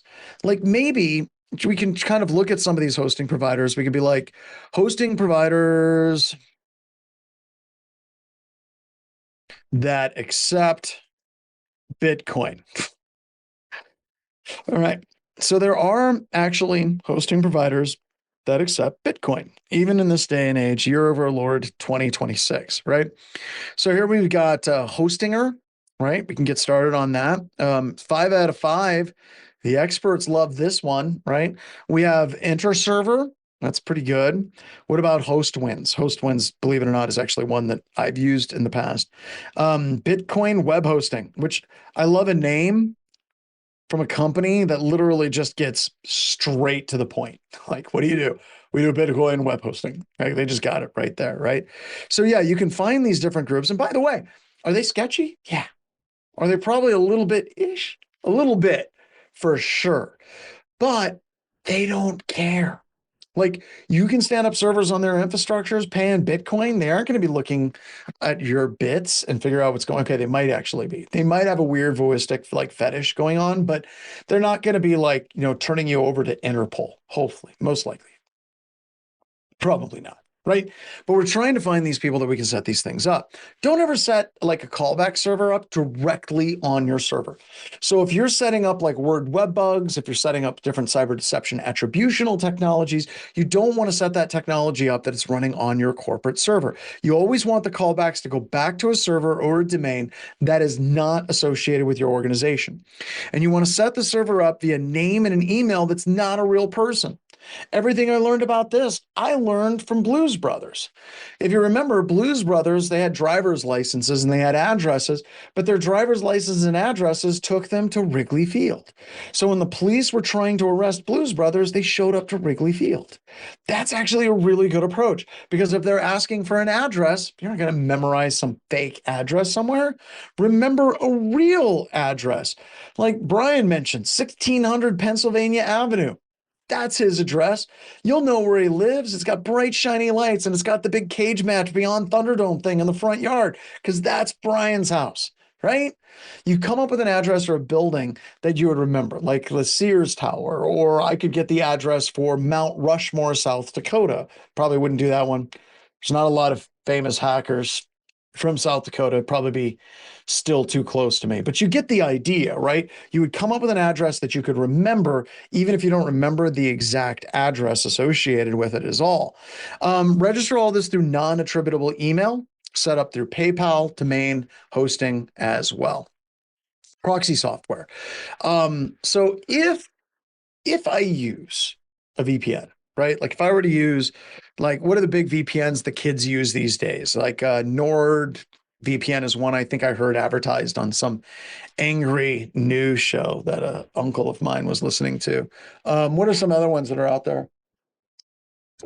Can't remember. Proton. There we go. There's a good one. Talk about Proton Mail in a little bit.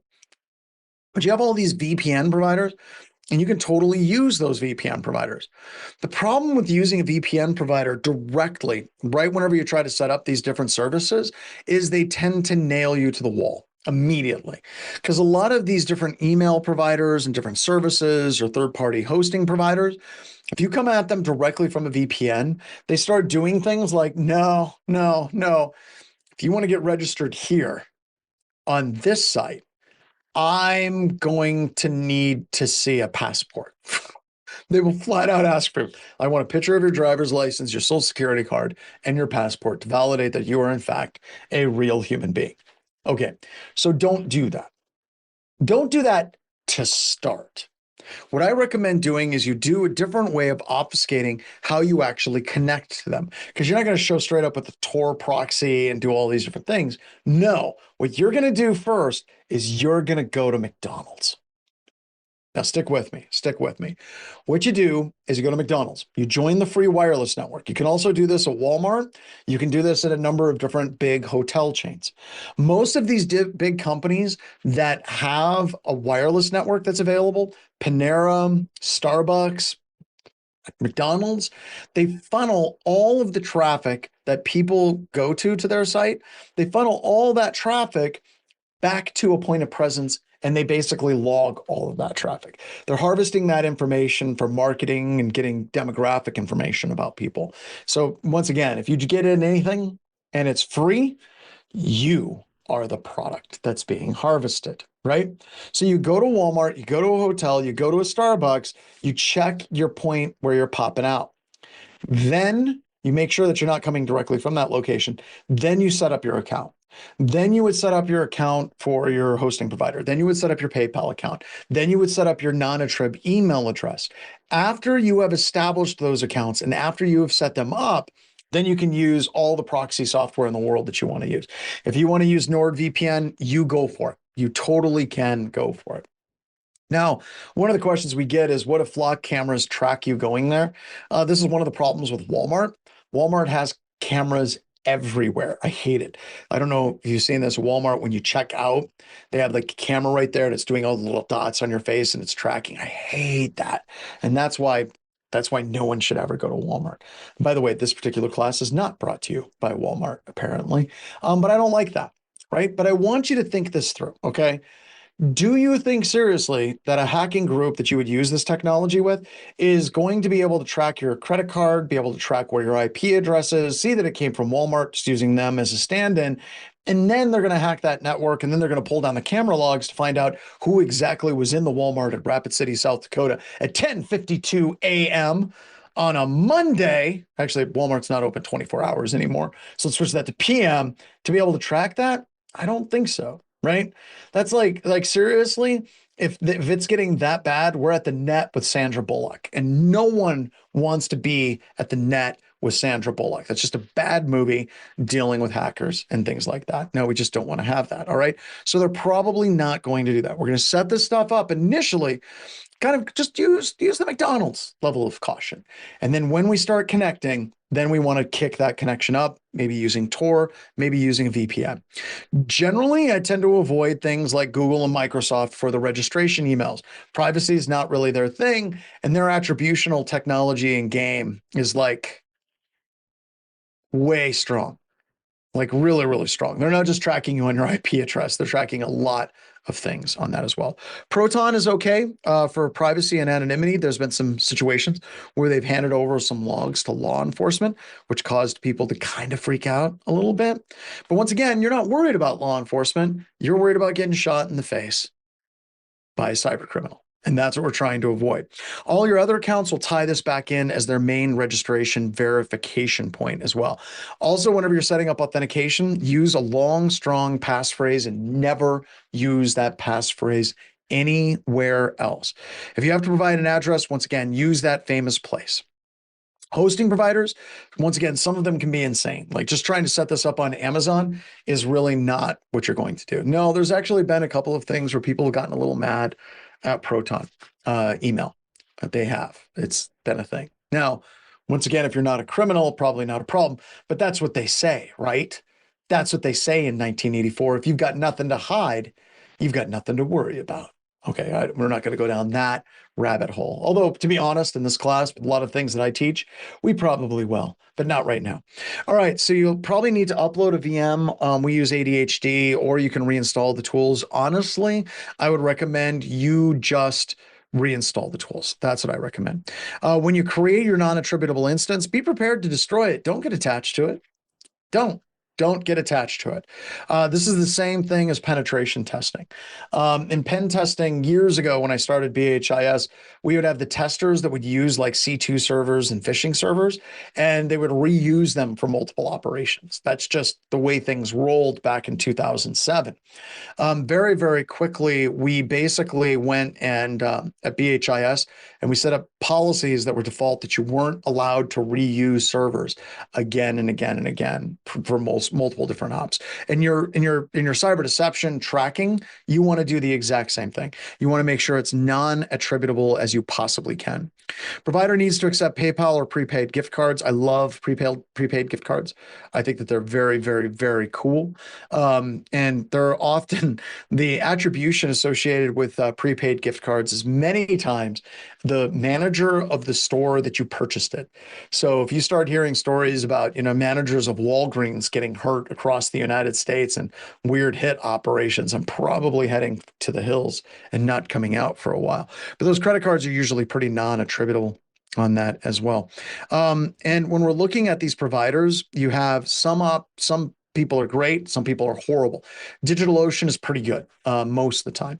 At BHIS, we very rarely have had them ever shut us down for cyber offensive stuff. We're just like, we're doing this as part of our job. We have contracts. DigitalOcean's like, yo.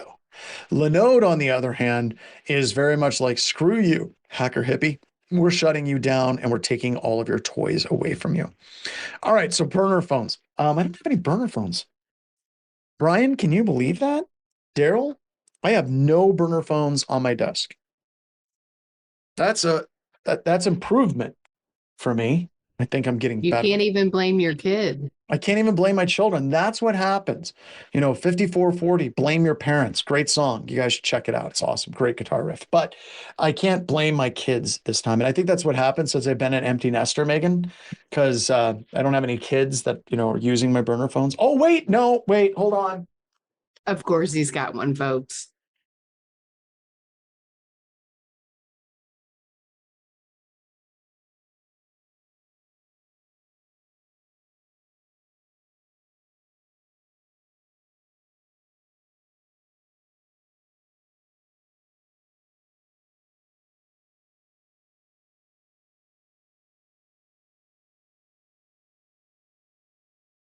Oh my God, this is so great.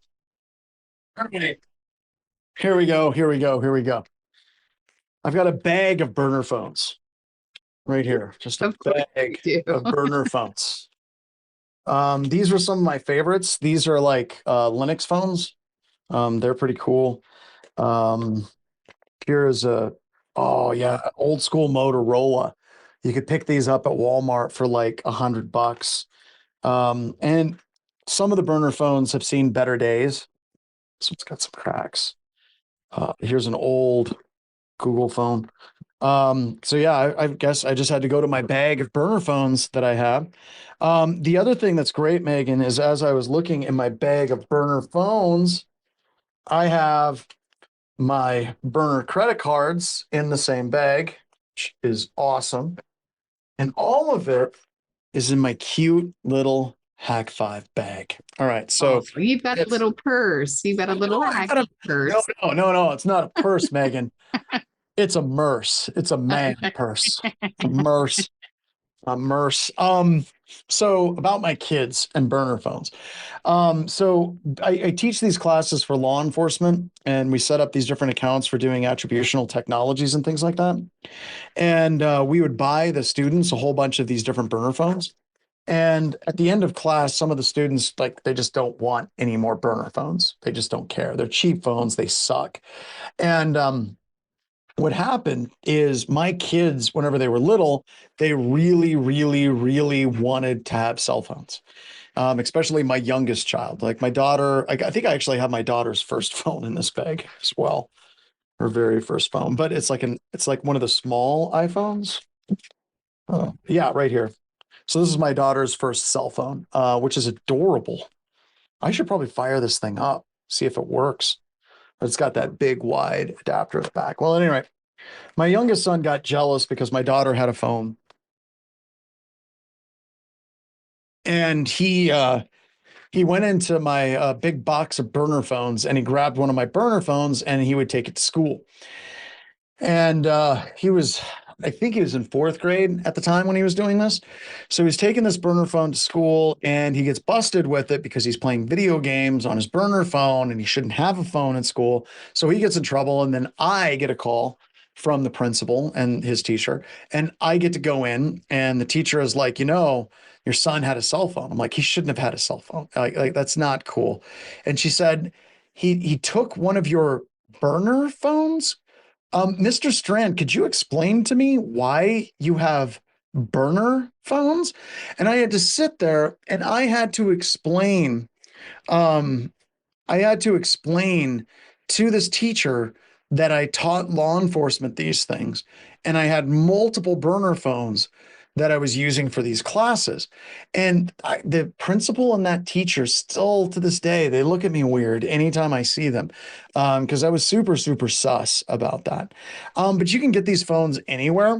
You can go to like your local supermarket, you can go to Walgreens, you can go to Walmart, and you have them set up, right? And they're quick and they're easy.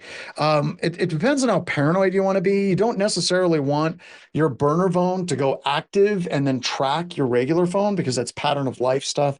You don't want to have your burner phone turn on and then your regular phone gets shut off. It's a whole thing when you're dealing with burner phones, but it depends on how paranoid you want to get. You can also look at different apps that are built into your phone that you can burn through numbers as well. If there's a warrant, they'll be able to track it back on that. Depends on how paranoid you actually want to be. But at the end of the day, you start to feel like a real spy. And that's just fun. That's just pretty cool. The other thing is like some of my I'm not going to grab them. Some of my burner phones, I can get access to the SIM cards, even though actually utilizing SIM cards is getting less and less viable. We just use eSIMs for a lot of different things that we're doing on that as well. Now, if we want to pay for it, don't use personal corporate credit card. Just don't do that. That might be bad. Go to Walgreens, preferably in another state, and then you can purchase Visa, American Express, or MasterCard gift cards for very little money, just cash. So usually $100 to $500 seems to be enough for a 2 to 6 month operation. Then you create a PayPal account, you tie that prepaid actual credit card to that account, and then you pay for your service utilizing PayPal. Now, this all seems like an incredible pain in the ass, but as I say, getting shot, not fun. I've never been shot. I do know people that have been shot. And whenever I ask them, how did you feel about that? Usually they're like, not good, not good. How did you feel about that, Mr. Horse? I didn't like it. Right? So there's ways that you can deal with that. So let's talk about how this gets set up and let's integrate this into like an orchestration tool like N8N, right? So if we're trying to show you where you'd set this stuff up, you would have your internal honeypot system, right? So you'd have your internal honeypot systems. You would have different things like honey badger, canary tokens, honeyport, spider trap. And all of these things, if an attacker were to take these things, they would come back to the attacker system on the internet, and then you would have the callbacks back to your AI hosted system someplace else. Now, this is where you would have your N8N hosted system, right? So you would have the workflow orchestration where you have the callbacks, which would enrich and correlate that information, trigger additional things. Now, if you want, you could set up an MCP server, and I'll talk about what an MCP server is here in just a second. But think of an MCP server is an AI chatbot with agency and capabilities. Talk about that here in a couple of moments. So then you could have additional security tools that your N8N orchestration is doing, where it can interface with your SOAR, it can send emails, it can send information to the cloud, it could maybe do scanning, it could do threat intel, you can trigger a bunch of scripts. And as we did in that intro lab with N8N, you can tie all of that together as well, right? So you can pull all of this in. So that's kind of a way of looking at it. So what is an MCP like server versus an orchestration server? Because we started with N8N. So if I go to let's go to like ChatGPT, and I ask ChatGPT to do something, right? If I ask it to do something on my behalf, if I have it do something on my behalf, there's certain limitations, right? Like it's possible that it has limitations, like it doesn't have access to Nmap. It doesn't have access to Netcat. It doesn't have access to TCP dump. It doesn't have access to a bunch of different tools, okay? In that situation, your LLM is going to be limited in what it can actually do on its own volition. With an MCP server, AI has the tools that are installed and they can run, and AI can run those tools however it sees fit to achieve the goals and objectives that you're setting out for that AI bot to do. So that's how you go from a chat bot to an agent, okay? That's your MCP server. So you have your standard bot, you ask it to do things. Then if you give it a server where it can execute commands, because you can tie that into your AI chatbot very easily. Like if you're using Anthropic, you can run it locally on a system, you can request things, and you can grant access to Anthropic so that it has the ability to run commands locally. You can do the same thing with OpenAI as well. When you do that and you provide a toolkit, you provide a server for AI to be able to do that, you have an MCP server. When you're using something like N8N, N8N is a collection of tools and scripts that can be triggered in defined, known ways. So yes, I can have Nmap installed on an MCP server, and I can have Nmap installed on an N8N orchestration server. Same tool, usage is completely different. On N8N, it's executing within the specific script and specific not timeframes, but specific context that you want it to run. When you're installing it on an MCP server, you're giving AI this tool to use how it sees fit. So hopefully that kind of explains what is the difference between those different things. It says MCP is reactive. That means something happens, AI is requested to do something, and then it does that thing. With orchestration, we've built that orchestration before anything ever happened in the first place. Comes down to agency. MCP is a collection of tools at an AI agent's disposal. Orchestration is like N8N interconnecting the tools with inputs and outputs on that as well. Yes, I need to update the PDF. I'll get you that. I added a bunch of crap at 4 o'clock this morning. So yeah, I used AI for this. I'm not going to lie. All these different things that you see online on X and all these different things, you think they are really impressive and somebody put a lot of time and effort into it. Generally, no. In this particular situation, I fed in my whole class and I was like, hey, could you do a really cool like chart for people that they could print out and they could put this on a poster somewhere to understand MCP servers and orchestration, how it actually works, to take what we're talking about here and blowing it up in an overall workflow on how this can work. So you have an MCP server that has access to threat intelligence, vulnerability scanners, endpoint EDR, possibly network analytics, deception and honeypots, identity and cloud. Your MCP server ties all those tools together. Orchestration is where that trigger fires, it enriches, it does analysis, investigation. By the way, analysis and investigation can trigger MCP servers. So it's not like it's a defined workflow of like orchestration MCP server. You can have an MCP server trigger orchestration, which triggers another MCP server and how you're working on it as well. So I created this cool little graphic with some assistance at 5 o'clock this morning with AI to help me out with the whole thing, which I was very happy with that as well. All right, so that's how not to get shot, and that's how to orchestrate a lot of this stuff in such a way that hopefully that horrible, horrible, horrible thing does not happen to you at all. All right, so let's jump in a little bit and talk about what a honeypot is, and we're going to get into some labs. I just realized we're coming up at the end of the 3rd hour. Like today is just flown. It's been a good day. So what is a honeypot? A basic concept of a honeypot is it is an object that is intended to be interacted with by an attacker, never with legitimate users. And you can honey all the things, right? You can honey token, honey record, honey table, honey pot, honey net, honey cred, honey this, honey that. You can do all of these different things. As long as you can create something that doesn't get interacted with by a normal user, and if it is, it's an automatic tripwire that something very bad is going on, well, you've got to honey something going on in that scenario as well. So we need to investigate it immediately in that. So the purpose of this section is we want to look at honeypots in a couple of different ways, right? We have your standard researched honeypots, and then we have production honeypots. Now we're going to focus on production honeypots. And the reason we're going to focus on honeypots that are in production is because we want them to be low interaction, low effort, low cost, high value on the output. That's what we want to focus on. We're looking for malicious internal systems and users, identifying attacks that AV and IDS systems miss, and our incident handling procedures can be triggered. Once again, with our orchestration tools that we have. This all ties back to engage again, right? Decoy diversity, decoy network, decoy persona, decoy process, and decoy system. And if you want, you have a fantastic shirt at the Spearfish General Store. It's got Pooh Bear, and he put his hand in a widow trap and he got caught in his little hacker hoodie. Oh, bother. All right.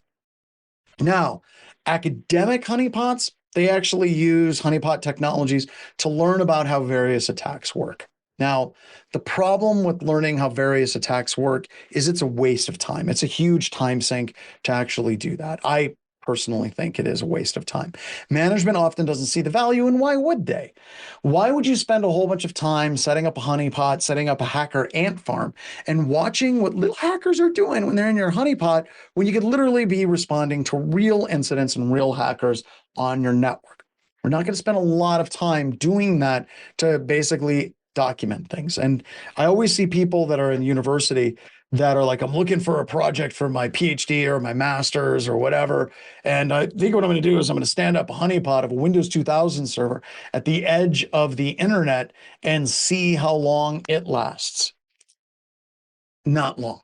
It's not going to last long at all. Okay. It's just going to be a waste of time. So we can do other things. Now, when we're looking at how we deal with attacks, though, this becomes really important. What is your primary goal and objective, right? Is it to detect and clear as quickly as possible? There's nothing wrong with that. You know, you end up with an attack, you want to detect the attack, react to the attack, and clear the attack as fast as you can. Good for you. That's great. The other thing is you might want to detect and learn. Now, this is different than an academic honeypot. Let me explain the difference. You may want to detect the attack and watch the attacker for a little bit to see what the attacker is after. Are they just trying to drop wares on one of your systems? Or are they actively scanning for things like secret, top secret, or intellectual property that exists associated with your specific company?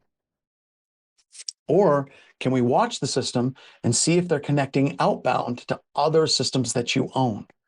See, all of these things are different, and all of them have a tremendous amount of value for you, but you get to choose your adventure. You get the opportunity because now you can go through and you can choose, are we just going to clear and move on with our lives? or are we going to watch these attackers and see what they have? Me personally, I like watching. That sounds really weird. That sounds awful. But no, I like watching hackers flounder around and just struggle, right? That's pretty cool. So why would we use honeypots like this in production? Well, they can help you detect attacks that other techniques would actually miss. And this is a quote that I have: security through obscurity is no security at all. And I stole this quote directly from Bruce Schneier. I actually got into an argument years ago with Bruce Schneier. What was it? Oh, it was the difference between cross-site scripting and cross-site request forgery. And he was like, well, they're the same thing. And they're clearly not the same thing. They're not. Cross-site scripting executes in the victim's browser. Cross-site request forgery passes on a web request to a server and executes it on the victim's behalf. Just because the browser is involved for both of them doesn't mean that they're the same thing. And because of that, I proved once and for all that I am smarter than Bruce Schneier, and I won. No, I'm joking. It was just an argument. Bruce is actually a wonderful person. He's really into certain types of music, Americana, and a bunch of different things. He's great. He's great to actually hang out with. As long as we're not arguing about computer security, he's a good person to talk to. And I've met him at a couple of conferences over the years. But at any rate, he's got this quote, which is wrong, by the way. It says security through obscurity is this: no security at all. Now, it's right, but let me explain why it's wrong. So the reason why this particular quote is right and wrong is, one, it's right. If you set up your sole security as obscurity, you're trying to do code obfuscation, you're using cyber deception, you're kind of wasting your time. However, if you're using security obscurity and you are utilizing alerting when an attacker hits that obfuscation and you're using it to be proactive, well, security through obscurity frickin' rocks, ladies and gentlemen, and we should all do it. And it all goes back to the formula that I talked about. Detection time plus reaction time must be less time than it takes for an attacker to try to compromise your system. Other security technologies have limitations, right? They miss post-exploitation activities mainly because of how we use them, right? We expect them to do things that they just don't do. Another example is trusted insiders. There's very few technologies out there that are as effective as cyber deception technologies at detecting Edward Snowden style events. We can do it. We have the technology. We can make it work. And honeypots are an integral part of that robust architecture. And you have a lot of free tools. Now, one of the things that I think is great with this particular class is I give you a lot of free and open source utilities and tools to assist you with this overall process. And that's fine. My ultimate goal is that you see value in deception, you implement deception, and you get a win, preferably against a pen tester. And then you can go back to management and you can have management make the decision that, you know what, maybe we should invest in a commercial cyber deception product. And one of my favorite products is Canary. Haroon Mir and his team do a great job. It's so awesome. So Haroon Mir, they have, one of my things that I love is they've never taken VC funding. And the other thing that I love is they give so many free tools away to the public. So you can create with a whole bunch of their scripts, FTP, HTTP, SMB, SSH, Telnet services that are honeypots. You can integrate a number of different alerts, SMS alerts, email alerts, token, Twilio. You can even connect it into your N8N through webhooks. We saw that the other day. If we go to Canary tokens, once again, for any one of these different tokens. Oops, let's go. We'll talk about the credit card one here in a little bit. I like this one. So we're going to create the token, do John, this, and then we can add a webhook notification, and you can have that webhook notification come in and trigger. All right. Very, very cool. Once again, that's free. The site I just showed you costs you nothing. You can actually stand up that entire server on your own infrastructure if you want. But if you want to run it commercial and you want to run it in such a way that it's more sustainable to your overall security ecosystem, why don't you throw some money at Canary? They do a great job of it. Next, we get into Honey users, and we're coming up on the next lab, which is going to take us right up to the Ask Me Anything. So we're right on target. We're doing great in this class. So we can create traps for accounts, right? We can create these traps and accounts. We can create fake domain admins. We can create fake service accounts. We can do all of these different things that are just triggers associated with accounts that if an attacker ever touches them, we get an alert with it immediately on that as well.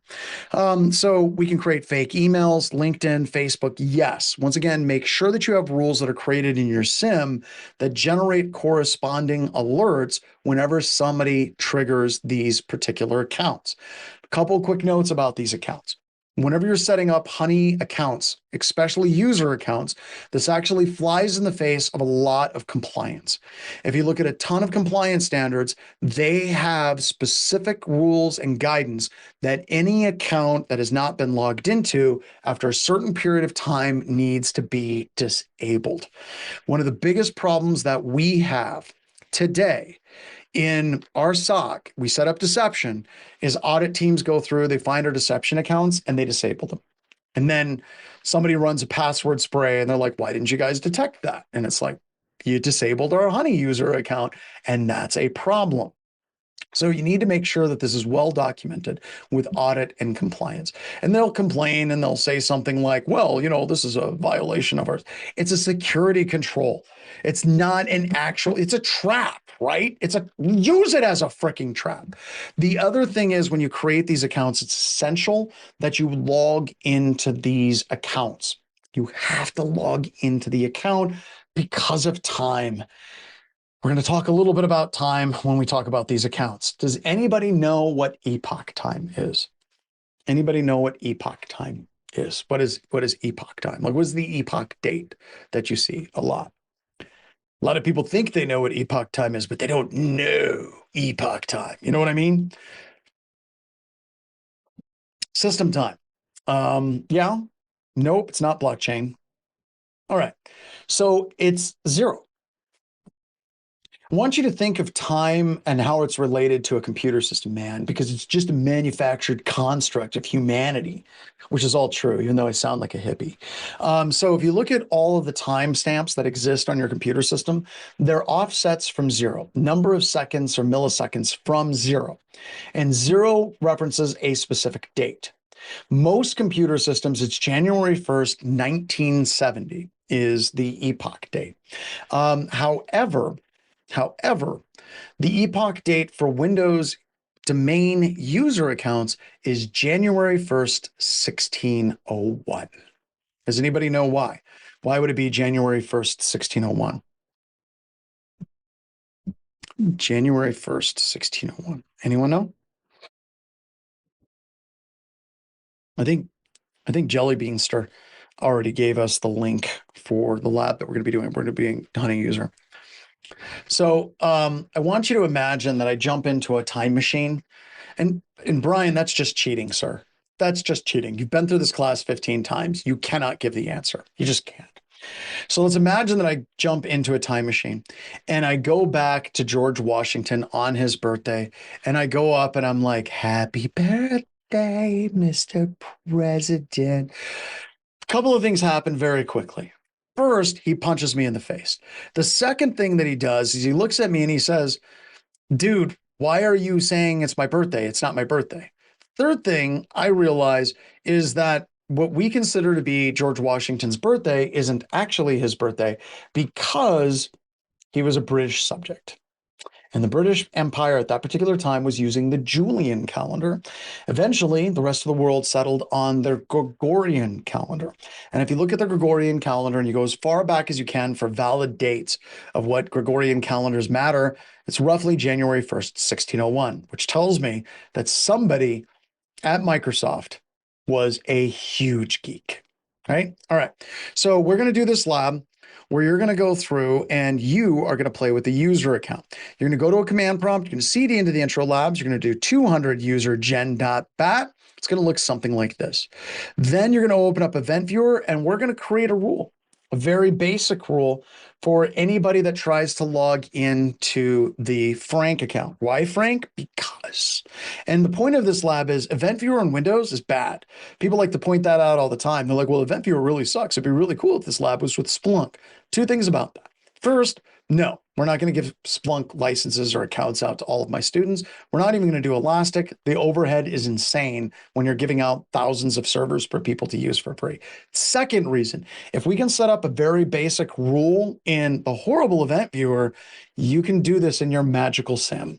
It's easy for you to do that as well. All right. So you're going to go in and you're going to create a rule that if anybody tries to authenticate as Frank, it's going to generate an alert. So you're going to go ahead and set that up, and you're going to run a script that does a password spray. We don't even log in as Frank. It's unnecessary. Just somebody has to attempt the Frank account. That's all we're going for this particular alert to trigger, and you'll see the Frank account there. Now, this lab is 20 minutes. We got 10 minutes for the break, 20 minutes for the lab. We come back, I'll do a quick walkthrough, and then we're going to do an Ask Me Anything to close out the day.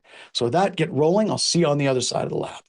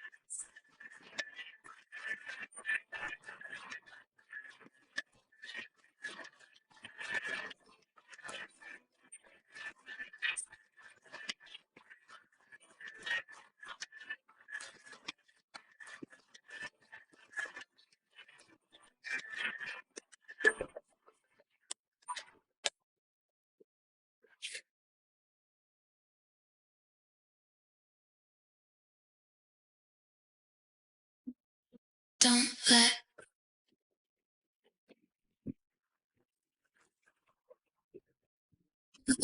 don't let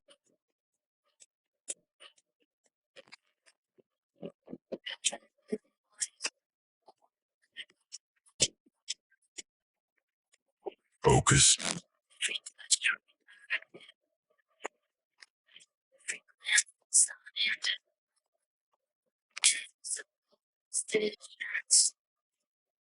rewrite what is mine. There's a break in the system. Don't let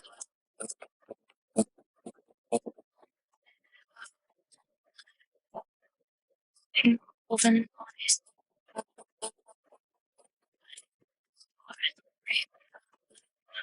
Shift control.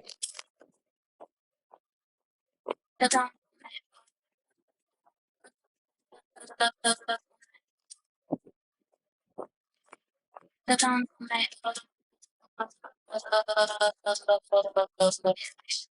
no, the truth. Silence isn't safety. It's just losing you. Tension is currency. Watch where don't let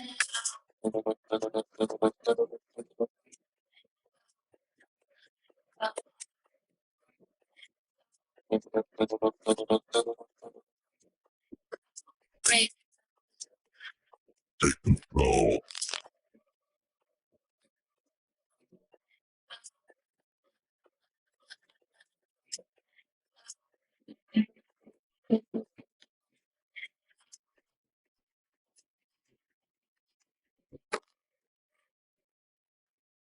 Don't let go.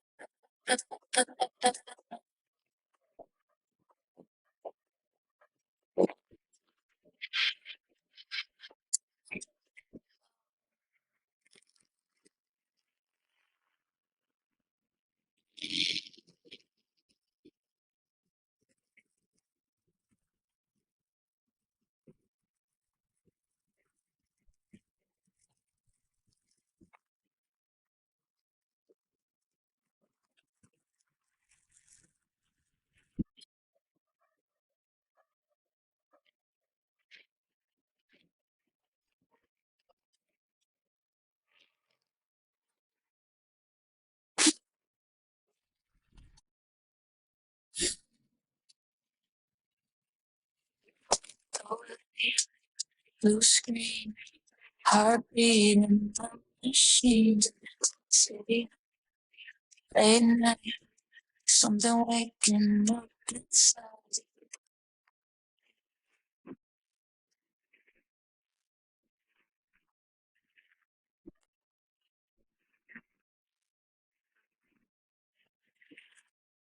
I used to wait for the feeling, scrolling for something to spark.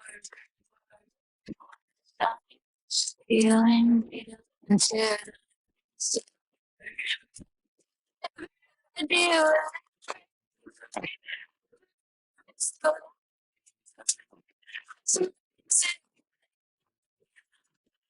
just dream on fly.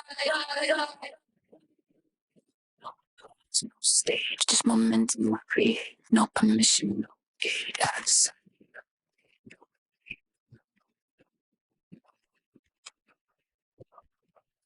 man, the stream, flowing sea, building, open me.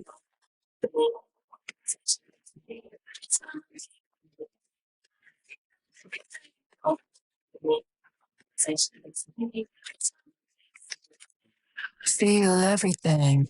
Build it up, let it hit, break the doubt, commit. Hands on, lights on, future in my grip.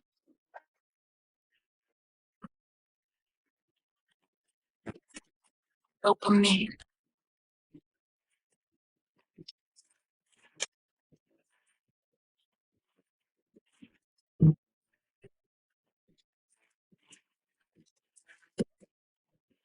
It's not the noise of the crowd, it's not the numbers that climb. It's when I figure it out, with structural lines. Silence before the ignition. Everything locks in place. Creation is the addiction. I don't need to chase. No applause. It's momentum. No permission. That is the escape.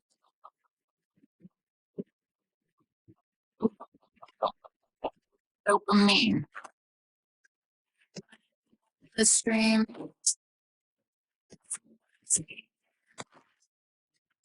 From building. Dopamine. Every time.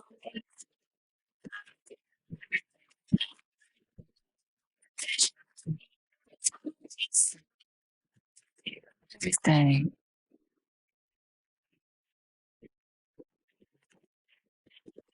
This is the rush.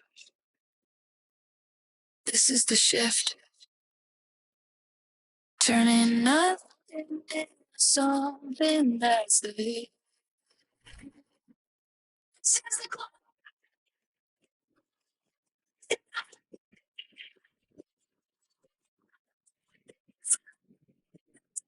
no.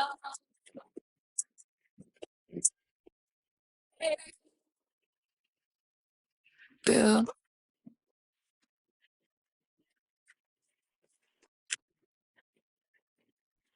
Ship.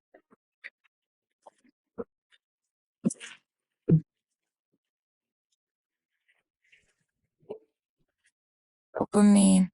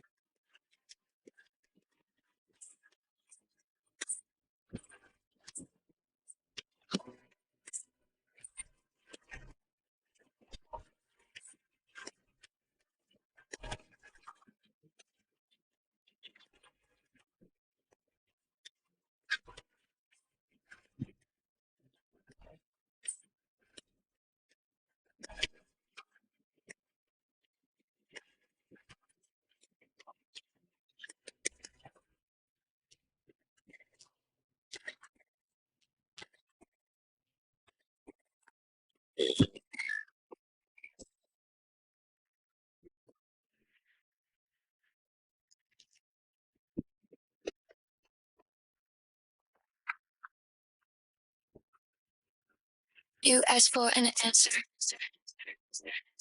I gave you a world. You asked for the truth. I rendered blurred. It's high, but thin, and detective, written and had been. Is this real? Is this learned? Is this memory? Something I inferred.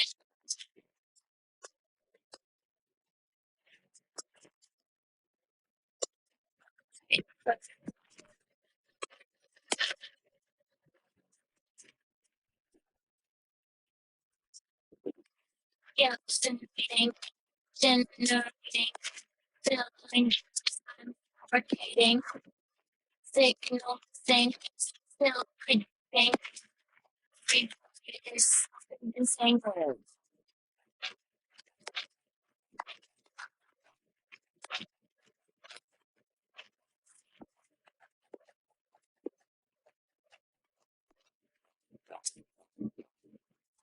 Probability masquerading, certainty, completely, complete, automatically. You want to clarity, dream, fitness level,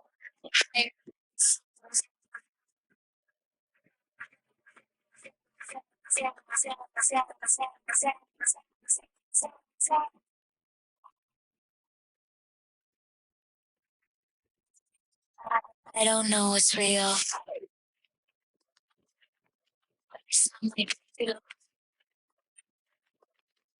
one thing.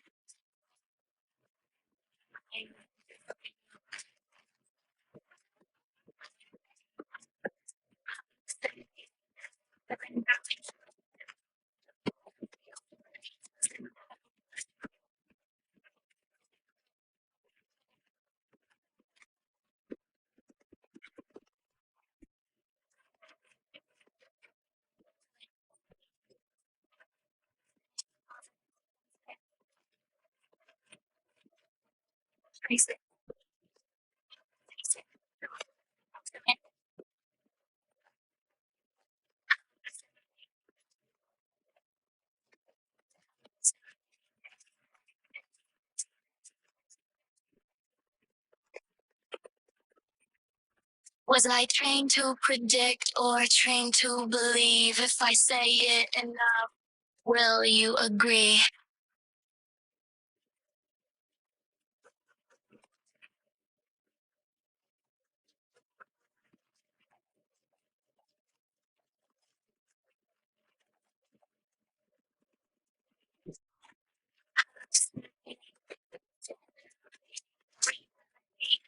Agree.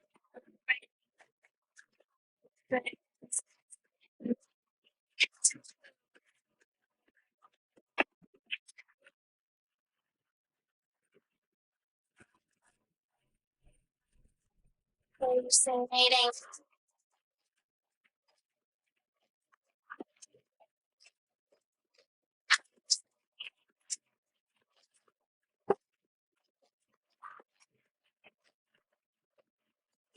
For an answer.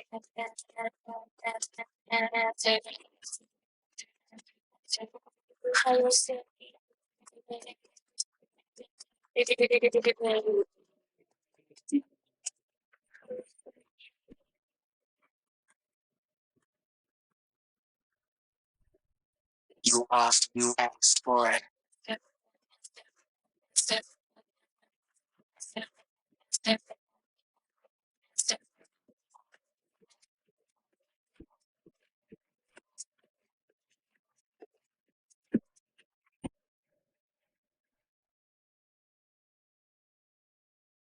You asked for an answer.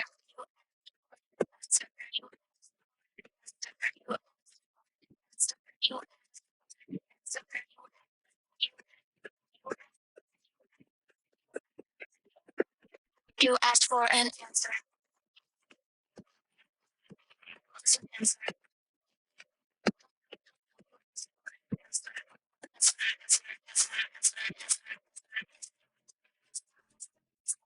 You asked for an answer.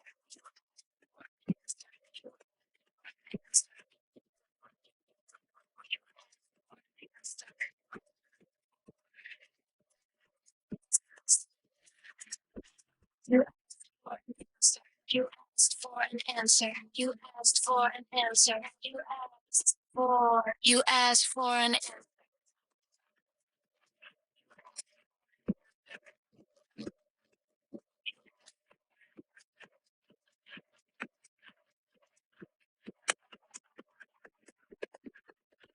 You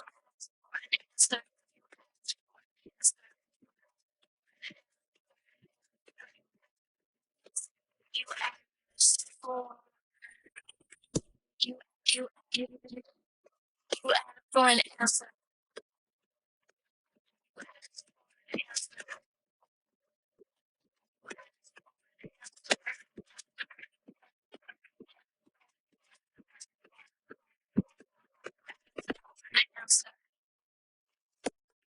You asked for an answer.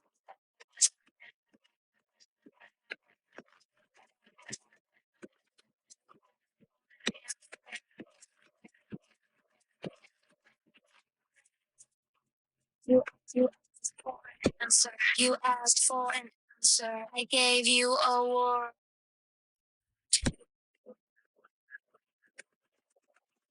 You asked for an answer. You asked for an answer.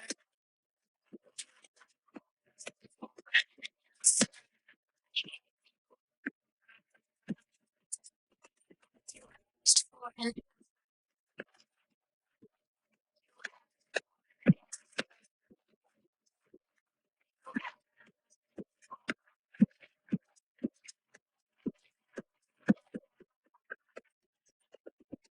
you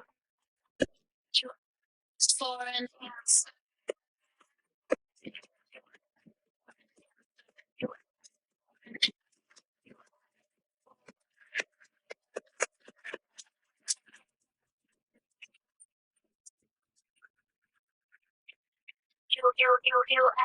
asked.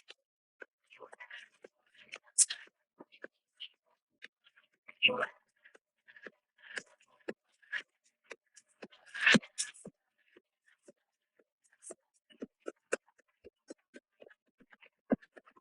asked.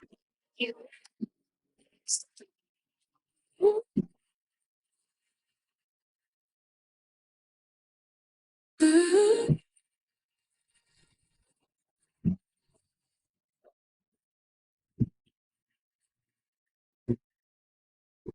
Silence sink in the background hum. You don't see the theft, you just see it run.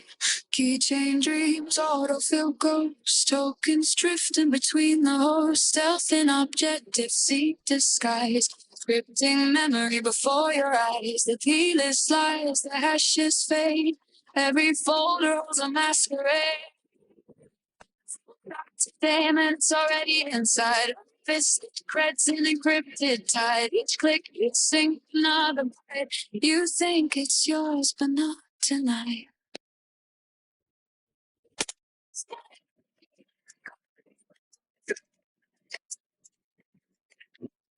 It's not just the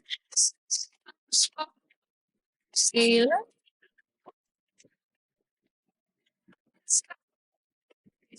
see your secrets hidden in the Mago sky.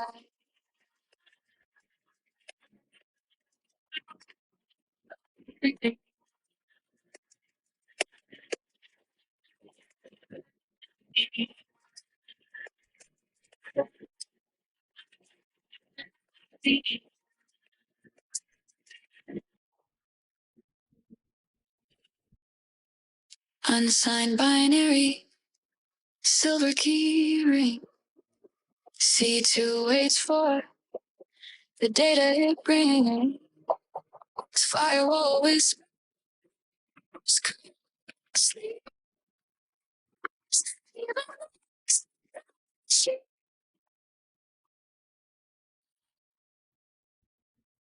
iCloud sync complete. User credentials cached.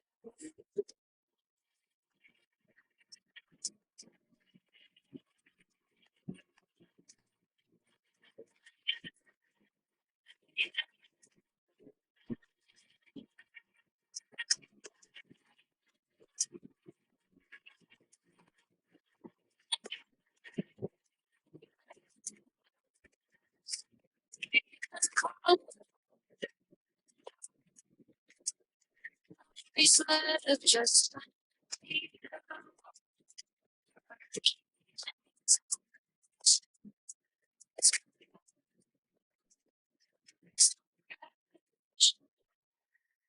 they just reconcile. Look out, but not really.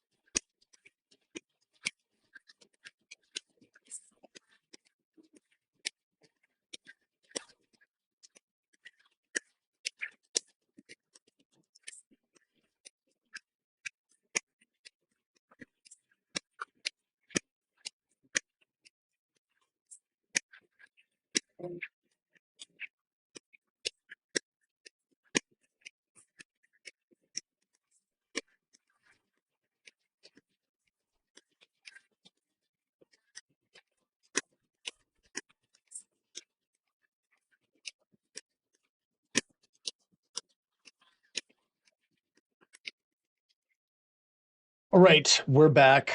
We're now at the phase of the day where we are doing Ask Me Anything.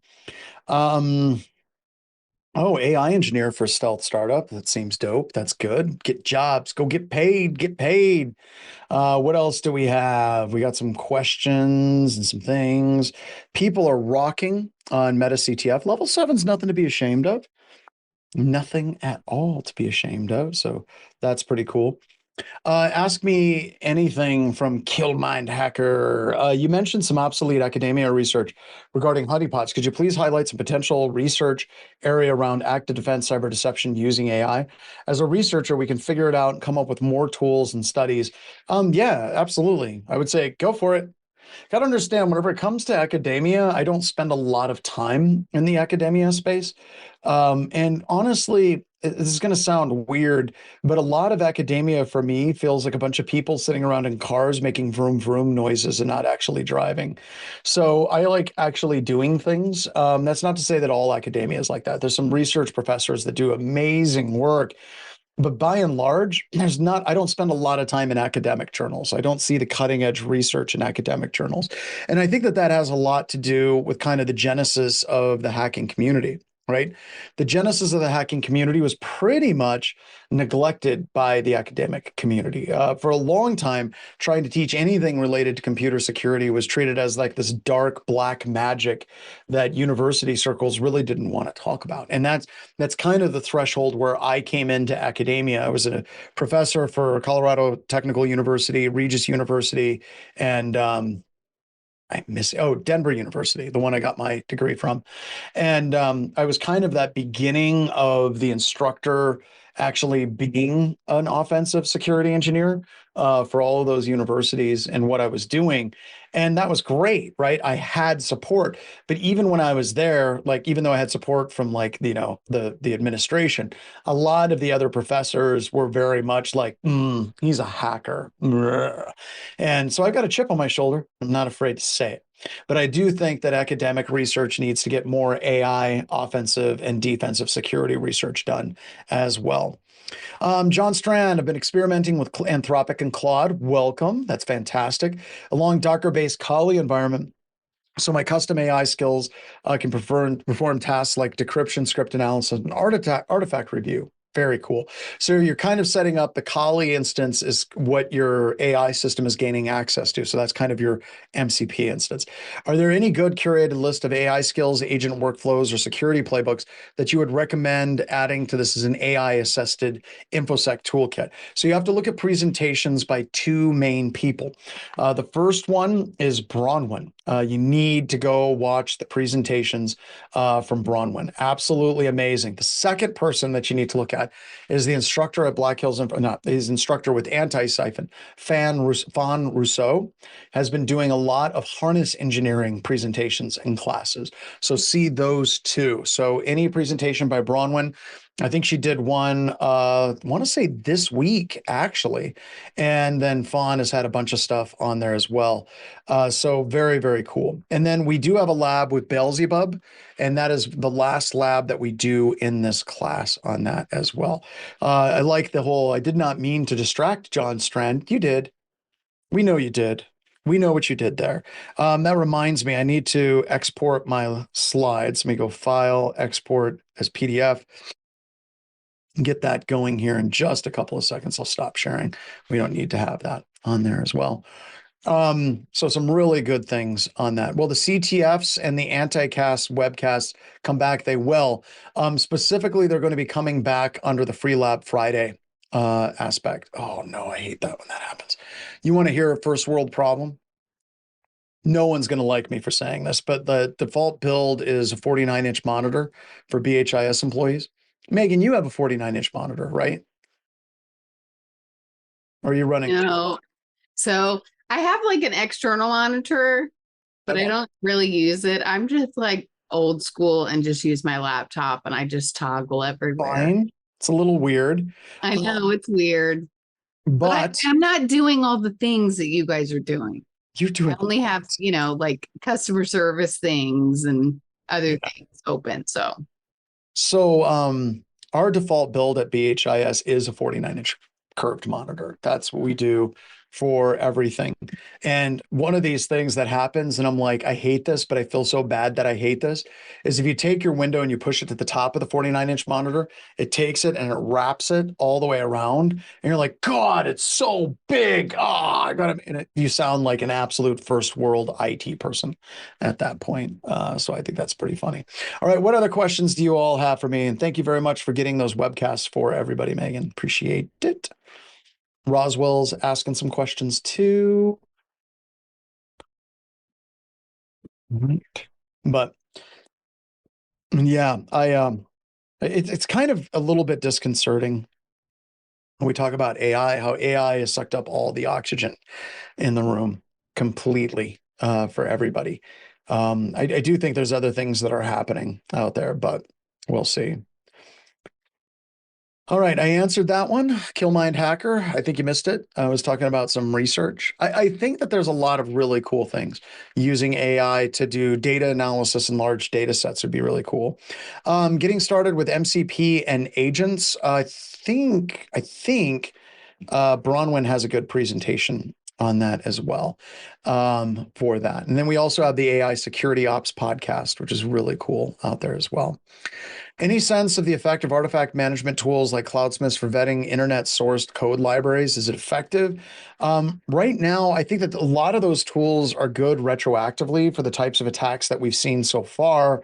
And I'm not saying that there's no value in it. I know that that sounds horrible, but I do believe that a lot of those different tools, once again, value for what's been detected, they really aren't as proactive as I would like them to be to detect some of the cutting edge attacks that you see out there. So it's very common for these tools to show up, and it's like you have this new attack methodology, and then all the tools didn't detect it, and all the tools modify it. And that's traditionally the way that blue teams have worked. If you look at blue teaming and detection engineering, it's inherently a reactive activity on that as well.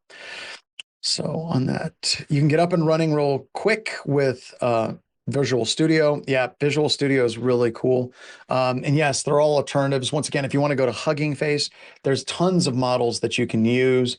That you can do all kinds of amazing things. Like you can do quite a bit. I've got a MacBook Pro M5 with 24 gigs of memory. That's not a lot of memory, but I can do a lot of things with it. I can't do like full exploit development, things like that. It's pretty slow, but you can actually get like a DGX Spark from NVIDIA from Walmart, apparently, for $4,600 that you can run like a 500 billion parameter model on it, which isn't too shabby. It actually is pretty good. And a lot of my testers have been running those at BHIS, but the only testers that get those are the ones that are actually doing penetration testing and development. I just answered Brian's question. He's like, can I expect? No.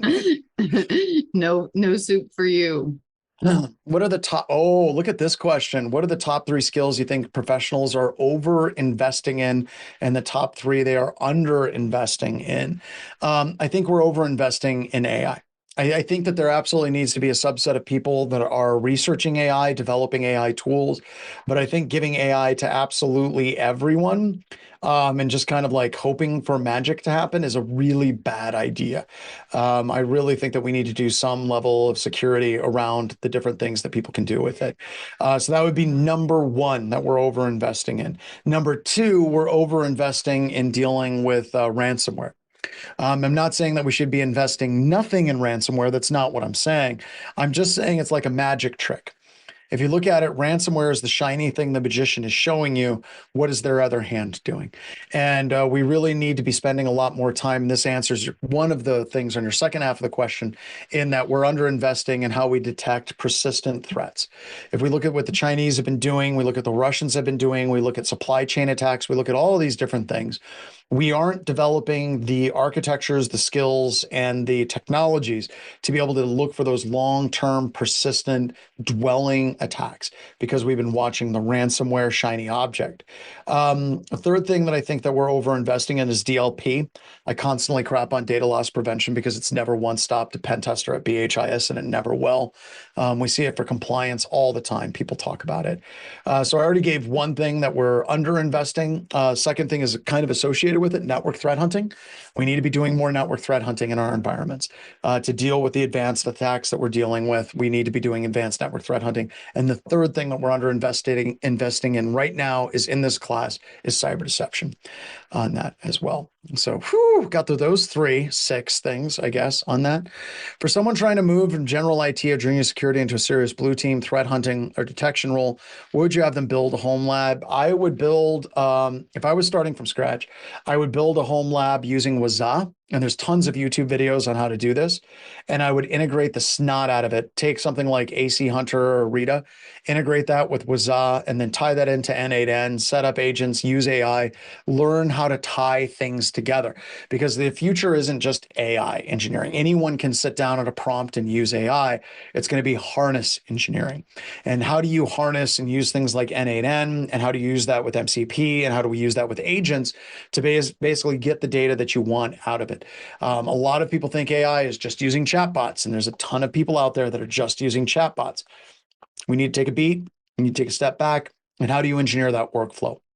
if you're learning how to engineer workflows, then you're in the space where computer security is going to be over the next 5 to 6 years. Here. I've been using AI for like a year, stuck with mostly local models, build by code and command line tool last year. So I could do more with the old llama models. I think we need, yeah, absolutely. And that goes back to harness engineering on that as well. What security cash cow would you happily slaughter? DLP.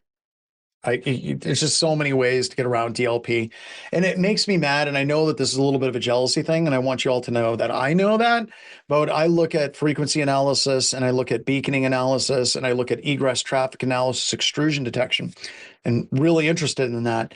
And you look at DLP models that are out there today, they're all trying to do like standard signature based, like, oh, there goes a social security number, let's set up an alert. No, that's not the way it actually works. So I would happily see that die.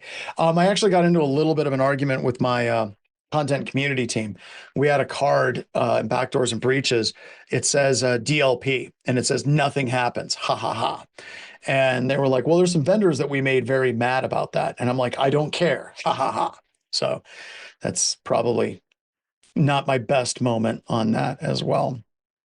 What do you wish more students asked you?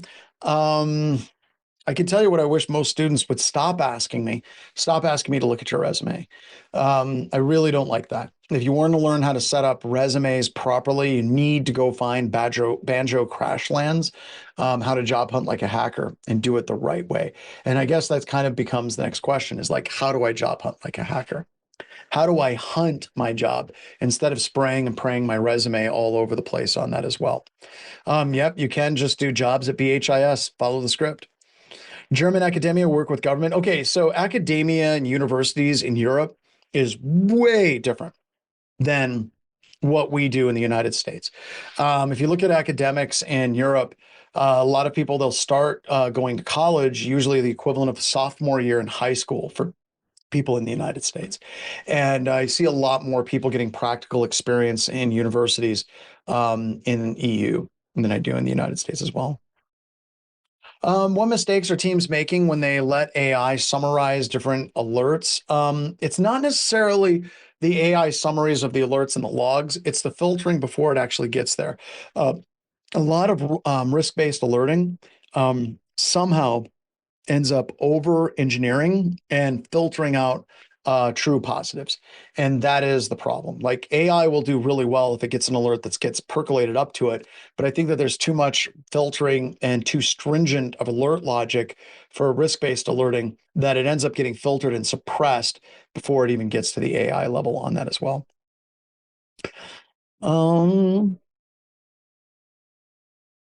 What is this? There's a guitarist on YouTube, Brett Shull, who's investigating AI YouTube channel that's scoping. Oh yeah, that's happening all the time, especially on the music side of things. Like if you're a musician, you put things out there publicly, you're screwed. I try not to let it go because I try to let it go because I don't make a living on music. And I'm going through and remastering all of my previous music, and I will be releasing a channel. It's just loud, angry rock and roll. It's nothing special. And I'll be putting that out there here in a bit. But I also understand completely that, it's going to get ripped off, right? How is RDP on its own vulnerable? My organization got DDoS because we had a NAT hole for having a port open. At home, I got crypto lock for leaving the port open. Honestly, one of the things that you need to do with RDP is it's less to do with the network address translation like rule, and it's more how your RDP is set up. It should be set up with two-factor authentication on that as well. Should be. All right. And yeah, what we're doing at BHIS, Andy brought up a good point. All of our stuff's behind Cloudflare. So if you want to join the BHIS network and here shortly gain access to literally anything, you're going to have to come through Cloudflare on that as well. Which reoccurring customer problem still surprises you? Default credentials.